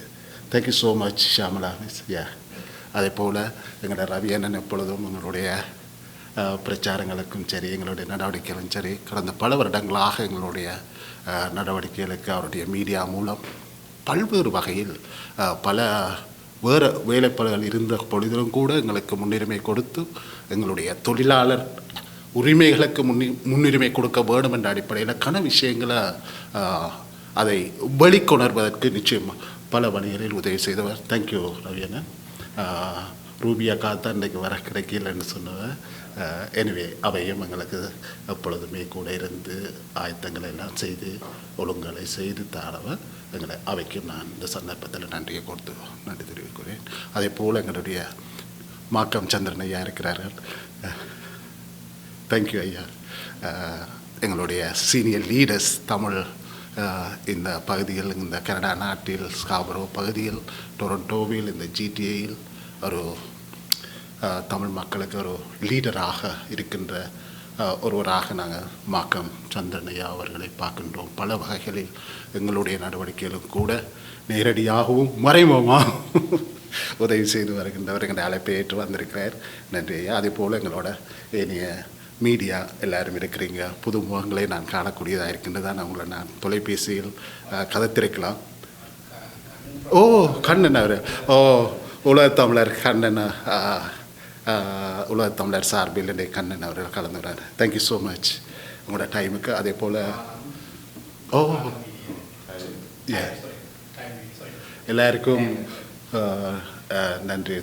எங்களது ஒர்க்கர்ஸ் ஆக்ஷன் சார்பாகவும் நாங்கள் தமிழ் மக்களுடைய உரிமைகளுக்காக குரல் கொடுக்கிற என்ற அடிப்படையில் வணக்கம் டிவி உங்களோட தகவல் வந்தது நன்றி. எங்களுடைய இமெயிலுக்கு உடனடியான பதில் வந்தது நன்றி. உங்களை எல்லாருக்கும் மற்றும் நான் பெயர் குறிப்பிடாவிட்டாலும் உங்களை எல்லாருக்கும் முதற்கண் நன்றியை நான் தெரிவித்துக் கொள்கிறேன். எங்களுடைய அழைப்பை ஏற்று நீங்கள் வந்திருக்கிறீங்க. நாங்கள் ஏற்கனவே தொடர்புகள் இல்லாத நிலையிலும் கூட நீங்கள் அழைப்பை ஏற்று இந்த நேரத்தில் ஒரு ஒர்க்கிங் டேயில் பின்னேரம் வந்து உங்களோட டைமை ஸ்பெண்ட் பண்ணுறீங்க. ஐயா சொன்னது போல் ஐயா எங்களோட ஆகஸ்டின் ஐயா பாலச்சந்திரன் சார் பேராசிரியர் அவர்கள் கதைத்தது போல் ஏற்கனவே நீங்கள் ஒரு அறிமுகம் இந்த விடயத்துக்குரிய ஒரு அறிமுகம் உங்களுக்கு கிடைத்திருக்கின்றது. அதே போல் ராதிகா அவர்களும் நீங்கள் உங்களோட அறிமுக உரையில் விஷயங்களை சொல்லியிருப்பீங்கள். ஆகவே இது நாங்கள் ஒரு தமிழ் மக்கள் சார்பாக இது எங்களுக்கு நாங்கள் மாத்திரம் இன்றைக்கு இங்கே கதைக்கவில்லை, எல்லா கம்யூனிட்டியிலையும் கதைக்கின்றார்கள் இந்த விஷயங்களை. ஆகவே தமிழ் மக்களுடைய ஒப்பீனியன் என்ன விதமாக இருக்கின்றது. இது நாங்கள் ஒரு நடுநிலையாக இருந்து தான் பார்க்கின்றோம். யாருக்கும் சார்பாக அல்ல, எந்த ஒரு கட்சிக்கும் சார்பாகவும் இல்லை. ஒரு நடுநிலைமையாக எங்களோட தமிழ் மக்கள் என்னத்தை எதிர்பார்க்குறாங்க, இந்த விஷயத்தில் அவங்களுக்கு எந்தளவு நாலேஜ் இருக்கின்றது என்றதை நீங்கள் வெளிப்படுத்தலாம். இன்னும் என்ன இது சம்பந்தமான தகவல்கள் அவங்களுக்கு தேவைப்படுகின்றது என்று சொன்னால் அதையும் இந்த மிலன் இருக்கிறார், எங்களுடைய சீனியர் ஆர்கனைசர் இருக்கிறார், ராதிகா இருக்கிறாங்க, கிருஷ்ணா இருக்கிறாங்க, அவங்க மட்டும் செல்வி இருக்கிறாங்க. இப்படி தகவல்களை நீங்கள் கூடுதலாக நாங்கள் வழங்கக்கூடியதாகவும் இருக்கும். அதை வைத்துக்கொண்டு நாங்கள் தமிழ் மக்கள் சார்பாக என்னத்தை பிரதிபலிக்கலாம், இந்த பிரச்சனைக்கு என்ன கருத்துக்களை முன்வைக்கலாம், ஒரு மீடியாவில் என்ன கருத்தை முன்வைக்கலாம், நாங்கள் தமிழ் மக்களுடன் கதைக்கும் பொழுது என்னத்தை முன்வைக்கலாம், அல்லது ஏனைய சமூகங்களுடைய அவங்களோட ஒப்பீனியனை சொல்லும் பொழுது தமிழ் மக்களுடைய பார்வை எப்படி இருக்குது, தமிழ் மக்களுடைய கருத்துக்கள் எப்படி இருக்கின்றன, இந்த விடயத்தில் அனைவருக்கும் அந்தஸ்து வழங்க வேண்டும், அல்லது குடியுரிமையை வழங்க வேண்டும், அல்லது பெர்மனன்ட் ரெசிடென்ஸ் வழங்க வேண்டும். இப்பொழுது 17 லட்சம் பேர் இருக்கிறாங்க எல்லா கம்யூனிட்டியும் சேர்த்து பார்த்தா. அதில் தமிழ் மக்களும் இருக்கிறாங்க. ஆகவே எங்களுடைய கருத்துக்கள் பொதுவான கருத்துக்கள் அப்படி இருக்கின்றன. அதில் உள்ள சிக்கல் முரண்பாடுகள் என்ன விதமாக இருக்கின்றன. இப்போ அரசாங்கம் வந்திருக்கின்றத தங்களுக்குள்ள ஒரு முரண்பாடு இருக்கின்றத அதனால் கொஞ்சம் டிலே பண்ணுது என்று சொல்லி அப்போ இந்த விதமான நிலைமையில் இது ஒரு அருமையான சந்தர்ப்பம். 2021 ட்ரூடோ அரசாங்கம் முன்வைத்த ஒரு அருமையான சந்தர்ப்பம். அப்போ இந்த சந்தர்ப்பத்தை நாங்கள் மிஸ் பண்ணக்கூடாது. ஐயா சொன்ன மாதிரி எங்களோட பேராசிரியர் பாலசுந்தரம் ஐயா சொன்னார், இப்படியான ஒரு அருமையான சந்தர்ப்பத்தை நாங்கள் மிஸ் பண்ணிடக்கூடாது. அப்போ இதை பயன்படுத்துறதுக்கு எப்படி நாங்கள் இதை ஒரு ப்ரெஷரை கொடுக்கலாம் அல்லது எப்படி ஒரு சப்போர்ட்டை தெரிவிக்கலாம் என்ற விடயத்துக்கு தமிழ் மக்கள் சார்பாக என்னத்தை நாங்கள் முன்வைக்கலாம் என்ற விஷயங்களை நாங்கள் தொடர்ந்து கதைத்து நீங்களும் தாராளமாக உங்களுடைய கருத்துக்கள் எங்களுக்கு இந்த சந்தர்ப்பத்தை தெரிவிங்க. இது எங்களுக்குள்ளே நாங்கள் காய்க்கின்ற விஷயங்கள். ஆகவே மீண்டும் நான் அதிக நேரம் எடுக்காமல் உங்களுடைய கருத்துக்களுக்காக நாங்கள் இப்போ காத்து நிற்கின்றோம். நன்றி. Thank you so much everyone. யா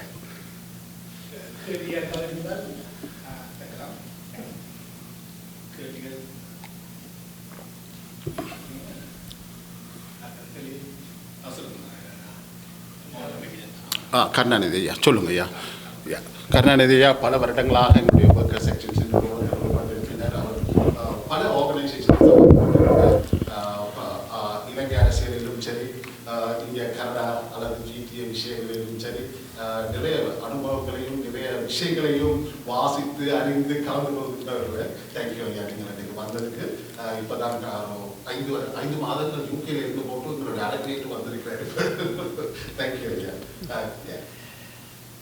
உங்கள் அழைப்புக்கு நன்றி. அனைவருக்கும் வணக்கம்.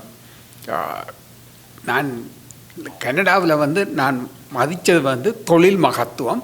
உண்மையிலேயே தொழில் மகத்துவம் என்றால் அதுக்குரிய விலக்கணத்தை நான் வாசித்தது உண்டு. ஆனால் பயிற்சி ரீதியாக அனுபவித்தது நான் கனடாவில் தான். இந்த தொழில் மகத்துவம் நிறைந்த இந்த நாட்டில் பெரிய வேதனைக்குரிய விஷயம் முன்ன நடந்தது. இந்திய வேலையாட்களை கொண்டு வந்து இங்கே சரியான டெவலப்மெண்ட் எல்லாத்தையும் செய்து போட்டு அப்படியே ஆட்களை திருப்பி அனுப்பினது. அவர்களுக்கு கனடா சிட்டிசன் வழங்கப்படவில்லை. இது அண்மையில் நான் கேள்விப்பட்டது மிக வேதனையானது. எங்களுடைய ஆட்களே செய்திருக்கிறார்கள். நான் சொல்வதை கேட்டு ஒருத்தர் குறைநினைக்கக்கூடாது. நான் கேள்விப்பட்டதை தான் சொல்கிறேன்.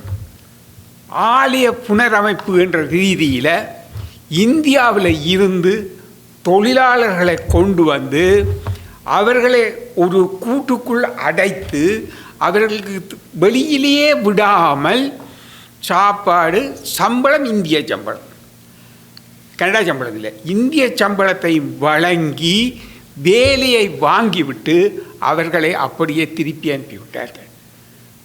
கனடாவில் கோயில் கட்டி போட்டு ஏமாற்றி அனுப்புகிறார்கள். இது எந்த தெய்வத்துக்கு விடாமோ எனக்கு தெரியாது.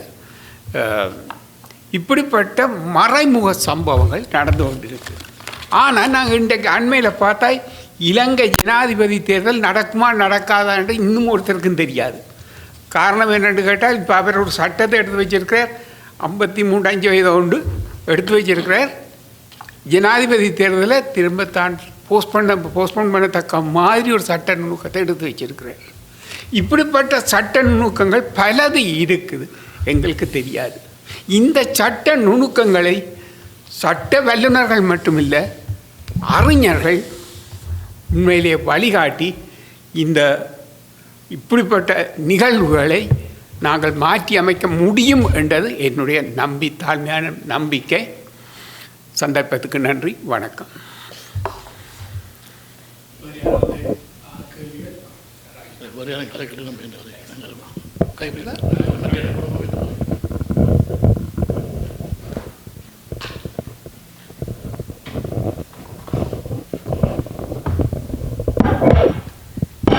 நன்றி.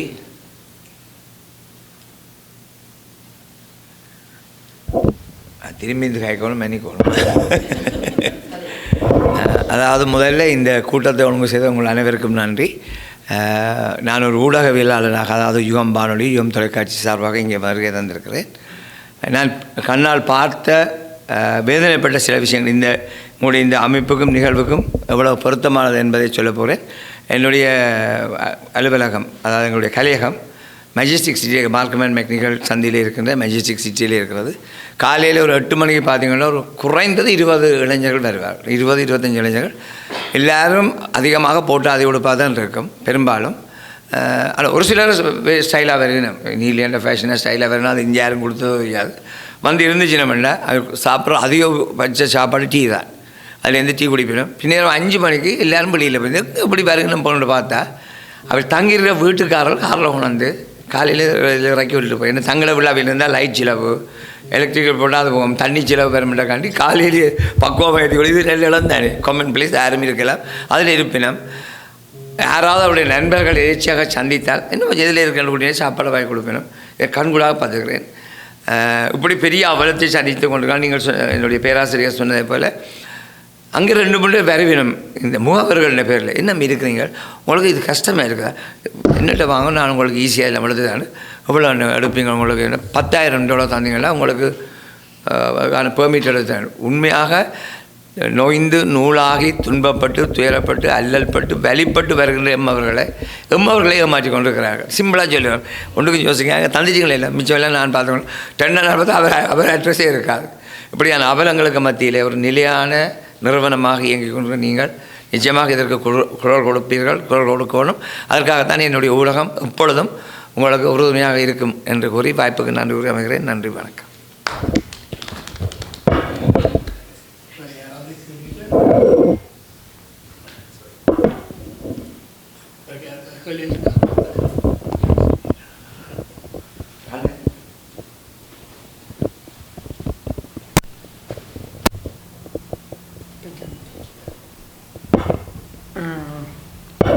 வணக்கம் எல்லோருக்கும். என்னென்னா இதில் இப்போ அன்டாக்குமெண்டாக இருக்கிற இங்கே வந்த ஆக்களில் எவ்வளோ வீதம் ஏற்கனவே இருந்த வேண்டும், இப்போ விசிட்டர்ஸ் ஃபீஸால் எவ்வளோ தொகை கூடியிருக்கணும் எனக்கு தெரியல. ஆனால் இதுக்கு இவர் இங்கே வரின விசிட்டர் வீஸால் எவ்வளவு வீதம் இவருக்கு உண்மையாக டாக்குமெண்ட் கிடைக்குமென்றது தெரியல. எனக்கு தெரிஞ்ச இந்த உறவினர்கள் மற்ற நண்பர்களுக்குள்ள அவைகளுக்கே ஓகே செய்யலாம், ஆனால் அந்த செய்கிறது உண்மையில் அது நடந்து முடியுதா என்றது தெரியாது. இதுக்கான சரியான சட்ட ஆலோசனைகள் இதுகளை ஏன் ஃப்ரீயாக செய்யக்கூடாது ஒரு நிறுவனம்? இப்போ நாங்கள் எப்படியும் ஒரு லோயருக்கெல்லாம் போகணும், $10,000 கொடுக்கணும். இப்போ இந்த அமைப்புகளெல்லாம் சேர்ந்து அவைகளுக்கு ஒரு ஃப்ரீயாக ஒரு இந்த விஷயங்களை நடத்தி முடிக்கணும். ஏன்னா அதுக்கு போலியான ஒரு நம்பிக்கைகளையும் இதழையும் கொடுக்காம உண்மையாக இப்படி அந்த கனடா கவர்மெண்ட் இப்படி ஒரு கொடுக்குதுன்னா அவங்களுக்கு ஏற்கனவே ஒரு திட்டம் வச்சுருப்பாங்க திருப்பி அனுப்புறதுக்கு. அப்போ சும்மா ஒரு போலியான நம்பிக்கையோடு இருந்துட்டு இப்போ இந்த பிற்காலத்தில் ஒரு திருப்பி போகக்கூடிய நிலைமை இல்லாமல் ஏற்கனவே அந்த சரியான தகவல்களையும் வழங்கி அவைகளுக்கான ஆலோசனைகளை ஒரு ஃப்ரீயாக கொடுத்து அந்த ஈவன் சட்ட இதுகளையும் கொடுத்தா இந்த 10,000 கூட ஸ்பெண்ட் பண்ண வேண்டிய அவசியம் இல்லை. அதுதான் நான் சொல்ல வரேன்.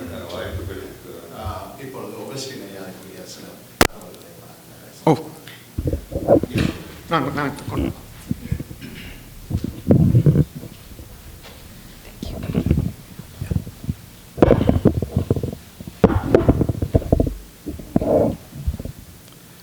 கனடாவுக்கு புதிதாக வாரவர்கள் குறிப்பாக அவர்களுடைய அந்தஸ்து நிலையை அவர்கள் மாற்றிக்கொள்ள வேண்டும் என்பது ஒரு முக்கியமான நிகழ்வு. அதாவது அவர்களுக்கு தேவையான அந்த ஆவணத்தை இப்போ நிரந்தர குடியுரிமையோடு வருகின்றவர்களுக்கு வேறு விதமான, இப்போ நீங்கள் பார்த்தீங்கன்னு சொன்னார், இப்போ விருந்தினர் விசாவில் வர்றவர்கள் இங்கே அதை மாற்றிக்கொள்ள வேண்டும் என்றால் அவர்களுக்குரிய ஒரே வழி ஏதாவது ஒரு சட்ட இதுக்குள்ளால் போய்த்தான் அவர்கள் வரணும். அதை மாற்ற முடியாது. அதிலேயும் படிப்படியாக பல இதுகள் இருக்கின்றன. முதலாவது அவர் அகதி அந்தஸ்து கோருகின்றன்னு சொன்னால் அதற்குரிய ஒரு கால எல்லை இருக்கின்றது. அந்த கால எல்லைக்குள்ளே அவர் ஒரு வழக்கறிஞருக்கூடாக சட்ட ரீதியாக அது போக வேண்டும். அப்புறம் அதுக்கு பிறகு அவருக்கு ஹியரிங் என்று சொல்லக்கூடிய அப்படி படிப்படியாக பல இதுகள் இருக்குது. முதலாவதாக ரெஃப்யூஜி கிளைமன், பிறகு கன்ஃபர்மேஷன் ப்ரொடெக்டட் பர்சன், அதற்கு பிறகுதான் கன்ஃபர்மேஷன் ஆஃப் பெர்மனன்ட் ரெசிடென்ட், அதன் பின்பு தான் பெர்மனன்ட் ரெசிடென்ட். இங்கே இந்த வழக்கு அல்லது வழக்கறிஞர்கள் சட்ட இதுகள் அநேகமாக நாங்கள் பார்ப்போம், எல்லாரும் பெரிய வழக்கறிஞர்கள், அவர்களுக்கு உதவியாளர்களாக எங்களோட தமிழாக்கள் இருக்கின்றார்கள். ஆனால் இங்கே ஒன்டாரியோவில் இலவச சட்ட ஆலோசனை மையம் ஒன்று இருக்குது, லீகல் எய்ட் ஆஃப் ஒன்டாரியோ. அவர்களுடைய நிதி உதவியின் கீழே அநேக அலுவலகங்கள் இங்கே இருக்குது. அது அநேகருக்கு தெரிகிறது. அதில் முக்கியமாக சல்கு ஒன்று இருக்குது, south Asian legal eight clinic. அதோட பேருக்கு அமைவாக தென்னாசிய மக்களுக்காக இந்த இலவச சட்ட ஆலோசனை மையம் இருக்குது. அங்கே கூட இவங்க அணுகி அந்த முதல்ல கிடைக்கிற அந்த அரசாங்கத்தால் கூட ஒரு தொகை இருக்குது. முதல்ல வந்து அவர் அகதி கோரிக்கையாளராக இருக்கின்ற போது இந்த குறிப்பிட்ட ஒரு நிதியுதவியோடு அவர் அந்த காரியத்தை செய்து கொண்டு போகலாம். அநேகமாக இந்த தமிழ் மக்கள் அந்த இதுகளை நாடுறதில்லை. எனக்கு தெரியாது என்ன காரணம் என்ன. ஆனால் வேறு மொழி பேசுகின்றவர்கள் அநேகர் இந்த மாதிரியான இலவச சட்ட ஆலோசனை மையங்களை நாடி அவர்கள் அதன் மூலமாக கூட வெளிவந்தவர்களை நான் பல பேர் அறிவேன். எனவே இப்படியான இந்த விழிப்புணர்வு நிகழ்வுகளின் நோக்கம் வந்து நாங்கள் சார்ந்த இந்த சமூகத்துக்கு ஒரு தெளிவை ஏற்படுத்துகின்றது. இப்போ அநேகர் வந்தவுடனே இது ஒரு வழக்கறிஞர்கிட்ட போகணும் என்றது வந்து ஒரு நியதியாகவே அவங்க பார்க்குறாங்க. ஆனால் அதற்கு மாற்றீடாக பல வழிகளும் இருக்கின்றன. ஆனால் அது அவர்களும் கூட நான் இப்போ சொன்ன அந்த சட்ட ஆலோசனை மையங்கள் வந்து அவர்களுடைய அங்கே அலுவலர்களாக அந்த வழக்கறிஞர்களை வைத்திருக்கிறார்கள். இப்போ எப்படி நாங்கள் வேலை செய்கின்றோமோ, ஒரு மத்திய அரசாங்கத்தின் நிதி உதவியோடு நடைபெறுகின்ற ஒரு அலுவலகத்தில் நாங்கள் எப்படி குடியமர்வு சேவை ஆலோசகர்களாக இருக்கின்றோமோ, அதே போல் அந்த நிறுவனங்கள் நான் சொன்னது போல் தான் லீகல் எய்ட் ஒன்டாரியோவின் நிதியை பெற்று அந்த நிறுவனங்கள் இயங்குகின்றன. அங்கே நீங்கள் பார்த்தீங்கன்னு சொன்னால் தமிழ் பேசக்கூடிய வழக்கறிஞர் கூட இருக்கின்றார். உதாரணத்துக்கு நான் சொன்னேன் இந்த சல்கோன்னு சொல்லி south Asian legal eight clinic, அதுபோல் பல நிறுவனங்கள் இங்கே இருக்கின்றன.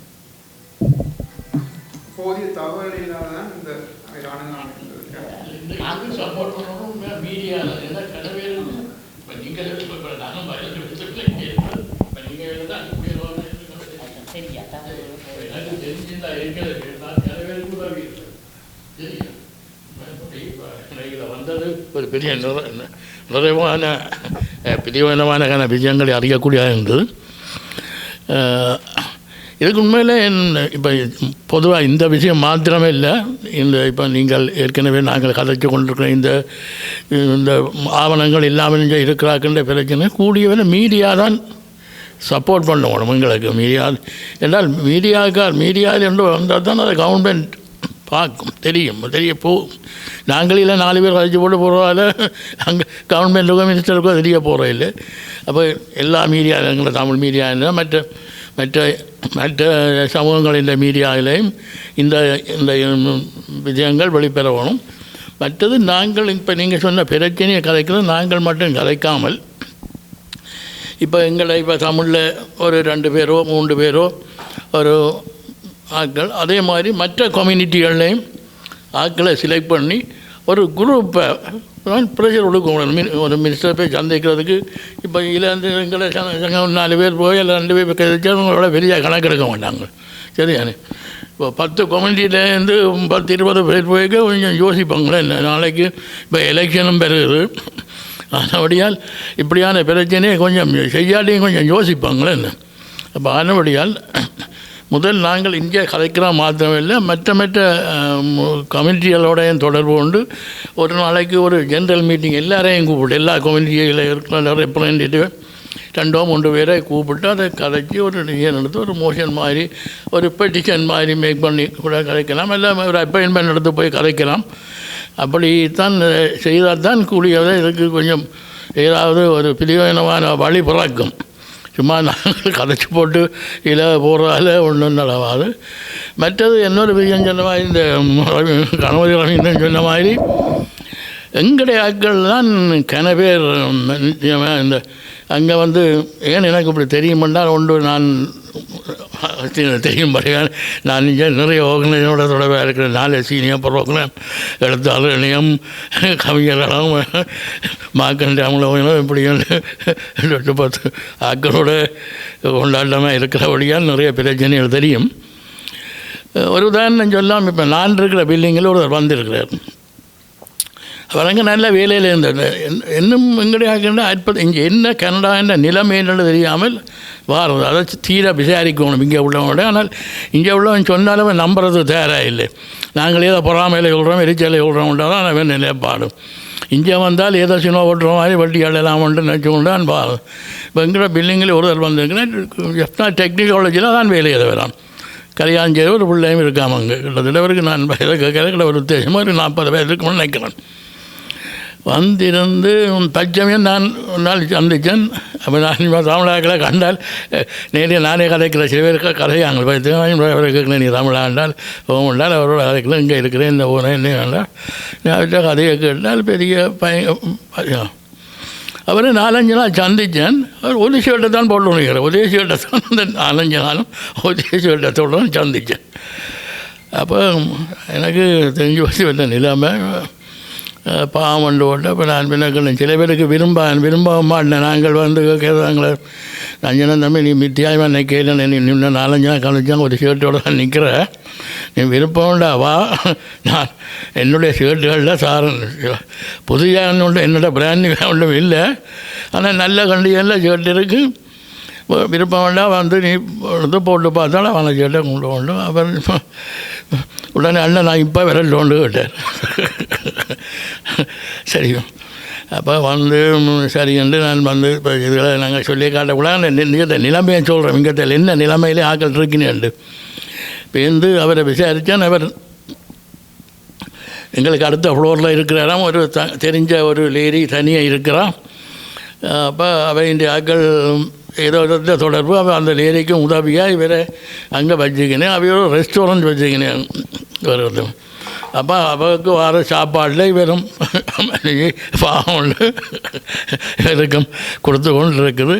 நாங்களும் அப்போ நானும் இல்லை மகன்கிட்ட சொன்னேன் இப்படி உண்டு எங்கே ஏதாவது பையனுக்கு எங்களுக்கு இடங்கெல்லாம் வேலை எடுத்து சொல்லி நாங்களும் முயற்சி செய்தோம். இப்போ தச்சமே வேறு யாரும் ஒழுங்கு பண்ணி ஒரு கடை என்ன ஒரு ஃபேக்டரி உண்டு, இறைச்சி பேக் பண்ணுற ஃபேக்டரியாம். கிழமையில் 2 நாளைக்கு வேலை இறைச்சி வெட்டுற வேலை செய்து கொண்டு இருக்கிறார். இதை விட இன்னொரு என்ன விஷயம் என்றால் இந்த இதில் வந்து நிற்கிறேன் விசிட்டிங் விசாவில் வந்து நிற்கிறவன் யார் சொல்லி விடுறது தெரியாது. லோயர் மேலே சொல்லி விடுங்கனையோ அல்லது இங்கே அங்கே உள்ள ஏஜென்ட் மேலே சொல்லி விட்றாங்களோ தெரியாது. இங்கே வந்து கல்யாணம் செய்தால் உடனே டாக்கண்டு உங்களுக்கு எல்லாம் பெர்மனன்ட் விசா எல்லாம் தருவாங்க. என்ன உங்களுக்கு தெரிஞ்சிருக்கும் பிறகு தெரியுமே நான் இந்த திருமண சேவை செய்கிறேன், ஃப்ரீயாக செய்கிறேன். ஃப்ரீ சேவை ஒன்று செய்து கொண்டிருக்கேன் திருமண சேவை. என்னோட நிறைவேல ஒரு 25 பேர் என்னோட தொடர்பு கொண்டிருக்கேன். பெண்ணும் ஆணும் எப்படி செய்யலாமையோ செய்யணும் எங்களுக்கு ஒழுங்கு தந்தையோ நான் அதுக்கு விளங்கப்படுத்தேன்.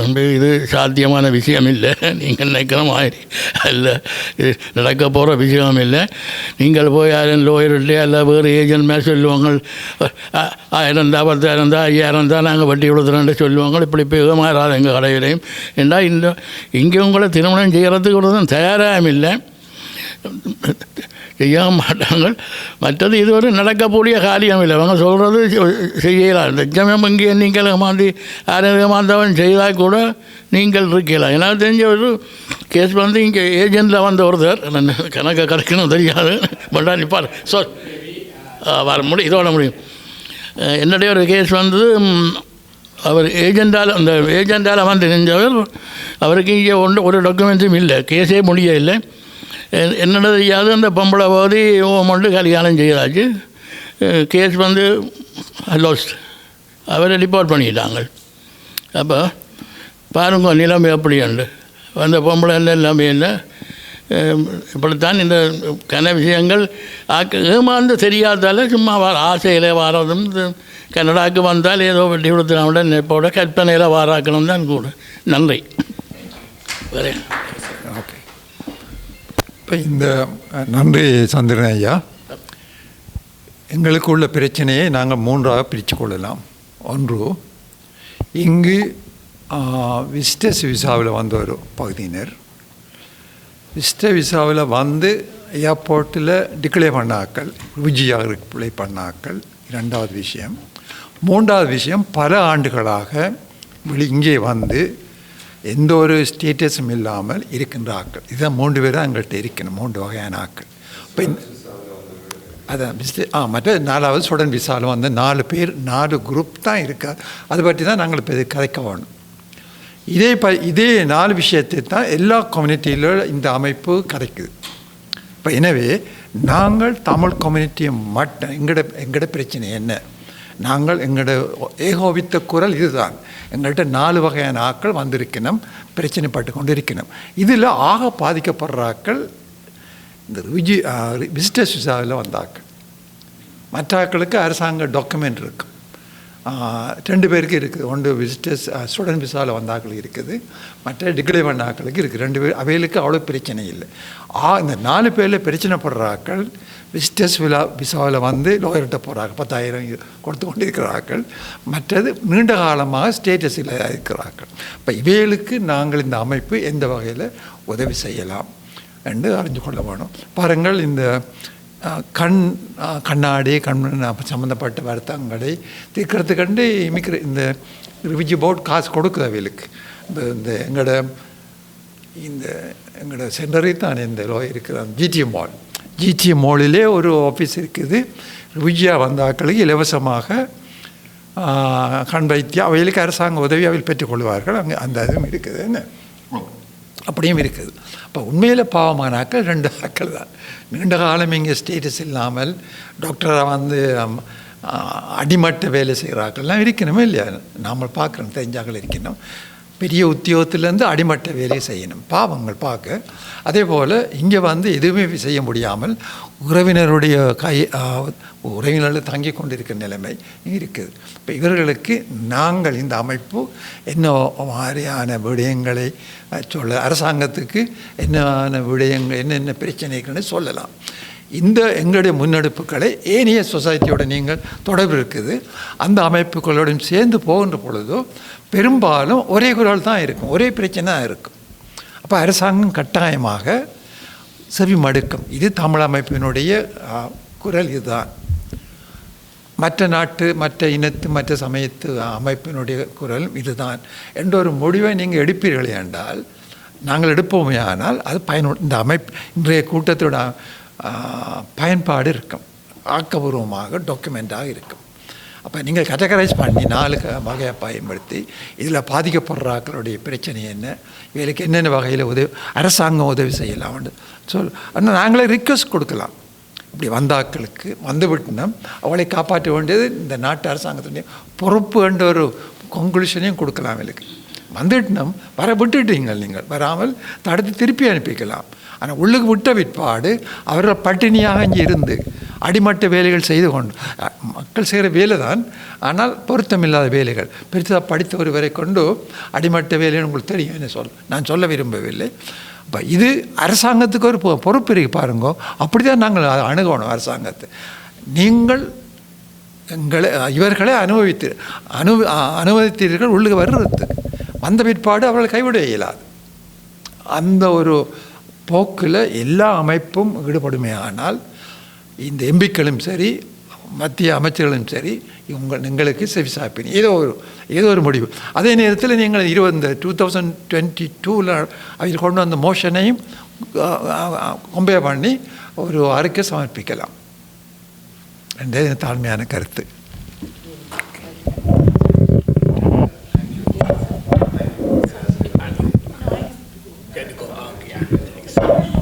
ரொம்ப நன்றி. உங்கள் அளவு எனக்கு அனுபவம் இல்லை, இருந்தாலும் எனக்கு தெரியும் சொன்னேன். நிச்சயமாக நாங்கள் தொடர்ந்து வேலை செய்வோம். பல்லினம் கலாச்சார ஒரு நிறுவனத்தில் நான் வேலை செய்வதால் மற்ற மக்களுடன், குறிப்பாக உக்ரைனியன்ஸுக்கு கொடுத்த அளவு எங்களுக்கு அந்த பெனிஃபிட்ஸ் கொடுக்காட்டியும், இது என்னுடைய தனிப்பட்ட கருத்து, ஓரளவுக்காது ஒரு கொடுத்தால் இவர் இப்போ கடைசி ஐயா சொன்ன மாதிரி நாங்கள் எதுவும் செய்யலாம். மேற்கொண்டு இது பற்றி நீங்கள் எதுவும் தொடர்பு கொள்ள வேண்டும் என்றால் எனக்கு இமெயில் பண்ணுங்கள், இல்லை உங்களுக்கு தான் தெரியும், எனக்கு கால் பண்ணுவோம். அண்ட் நிச்சயமாக நான் அதை திருப்பியும் சொன்னேன், அடுத்த தலைமுறையாக்களும் அடுத்த முறை மீட்டிங்க்கு வர வேணும், மீடியா கட்டாயம் பார்ட்டிசிபேட் பண்ண வேணும். அவர்களெல்லாம் வெளியில் கொண்டு வந்தால் தான் ஓரளவுக்கு தான் எங்களுக்கு செய்ய முடியும். மற்றது எல்லாரும் சேர்ந்து செய்ய வேண்டும். நிறைய இளைஞர்கள் வர வேண்டும். அடுத்த ஜெனரேஷன் வாய்ஸ் கொடுத்தே ஆக வேண்டும். இல்லாட்டி பிறகு நாங்களும் சொல்லி கொண்டிருப்போம், கஷ்டப்படுறாங்க, ரோட்டில் இருக்கிறாங்க, வாடகை இல்லை, அடுத்து வீடு ஹவுசிங் பிரச்சனை தொடங்கிடும். ஸோ இதை ஆரம்பத்திலேயே முடித்தாங்க. ஸோ அதுதான் என்னுடைய ஒரு கருத்து.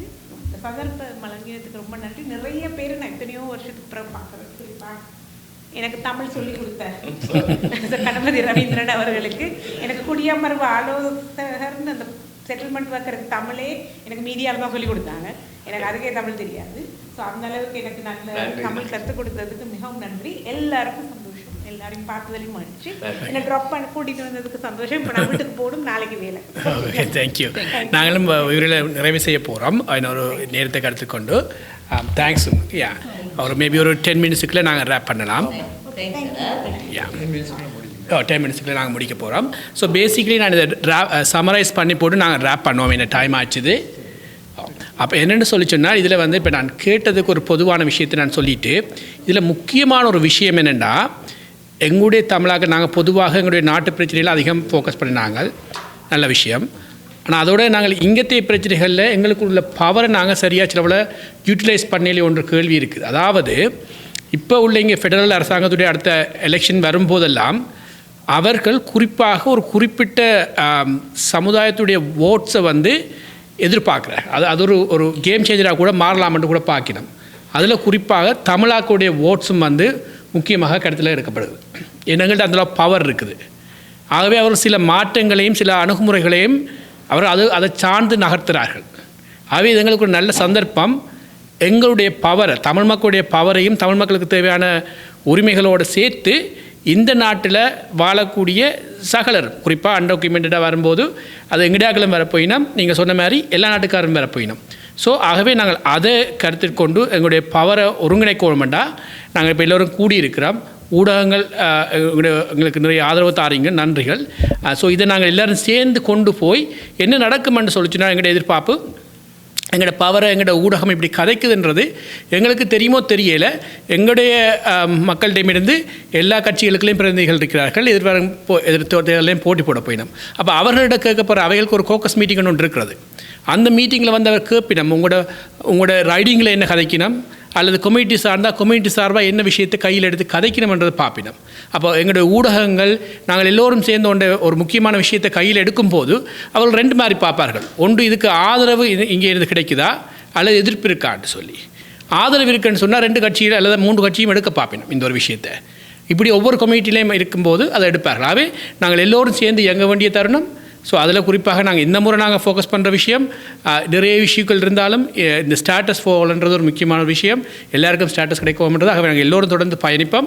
எல்லோரும் சேர்ந்து நாங்கள் கூட்டாக பயணிக்கிறது எங்கள் அடுத்த தலைமுறைகளுக்கும் பிரயோசனமாக இருக்கும். எங்களை நம்பி இந்த நாட்டுக்கு வந்திருக்கிற எங்களுடைய தமிழ் மக்களுக்கும் நல்லா இருக்கும். 1.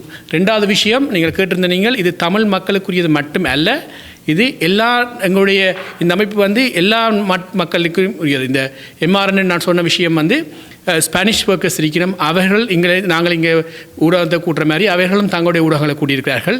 ஆங்கில ஊடகங்கள் மெயின் ஸ்ட்ரீம் மீடியாவை கூட்டுறதுக்கு எங்களுடைய அந்த தமிழ் மெயின் அமைப்பு அதை செய்யுது. அப்படி நாங்கள் எல்லா பக்கத்தையும் செய்கிறோம். ஆனால் நாங்கள் எங்களுடைய ஜாப் வந்து தமிழ் மக்களுக்கு இதை கொண்டு வரணும்.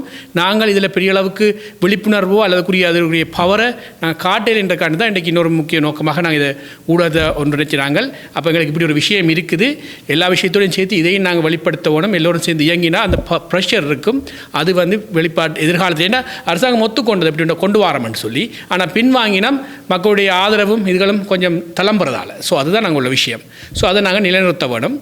2வது விஷயத்தோட சொல்லிக்கொண்டு நான் முடிக்கிறேன். இன்னொரு விஷயம் கேட்டிருந்தீங்க, இந்த இவர்களுக்கு ஒரு லீகல் சைட் இதெல்லாம்னு சொல்லி ஆக்சிடென்ட் நான் சொன்னது மாதிரி. அதோட இன் அடிஷன் டு தட் நாங்கள் இன்னொரு விஷயம் யோசிச்சு, நாங்கள் மேக்குன்னு சொல்லி ஒரு ஆள் வந்து இந்த எம்ஆர்எனோட கொஞ்சம் கூட அதிகமாக ஒரு லோயர் இதுன்றவர். நாங்கள் வெறுமனே எதிர்காலத்தில் அப்படி அவர் ஒரு இமிக்ரேஷன் லோயர். அது மட்டும் இல்லாமல் அவர் லோயர் மட்டும் இல்லாமல் இப்படி அன்டாக்குமெண்ட் ஒர்க்கர்ஸுக்கு வந்து ஒர்க் கிடைக்கும்ன்ற ஒரு வெள்ளை இனத்தை சேர்ந்த ஒரு லோயர். ஸோ அப்படி அவர் ஈடுபாடோட வேலை செய்கிறபடியால் மேபி அவரை கொண்டு நாங்கள் ஒரு இதை நாங்கள் ஊடக நாங்கள் ஒருங்கிணைச்சு எங்களோட மக்களுக்கு அந்த இதை கொண்டு வரலாம்.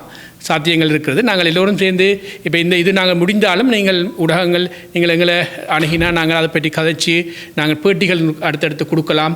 இப்படி என்ன மாதிரி நாங்கள் ஒர்க் பண்ணி இந்த மக்கள்கிட்ட கொண்டு வரலாம்ன்றதான் எங்களுடைய விருப்பம். ஸோ அதோடு நான் இதை நிறைவு செய்கிறேன். எகெயின் ஸோ எல்லோருக்கும் எகெயின் திருப்ப நன்றி. இன்னும் சில ஊடகங்களால் இன்றைக்கு வர முடியாமல் போச்சு, தவிர்க்க முடியாத காரணங்களால் அவர்களும் இந்த இன்ஃபர்மேஷன்ஸை எடுத்தவர்களும் இதன்பார்கள். எகெயின் எல்லாருக்கும் தனிப்பட்ட ரீதியில் நான் நன்றியை தெரிவித்துக் கொள்கிறேன். அதுக்கிடையில் நான் கிருஷ்ணா காட்ட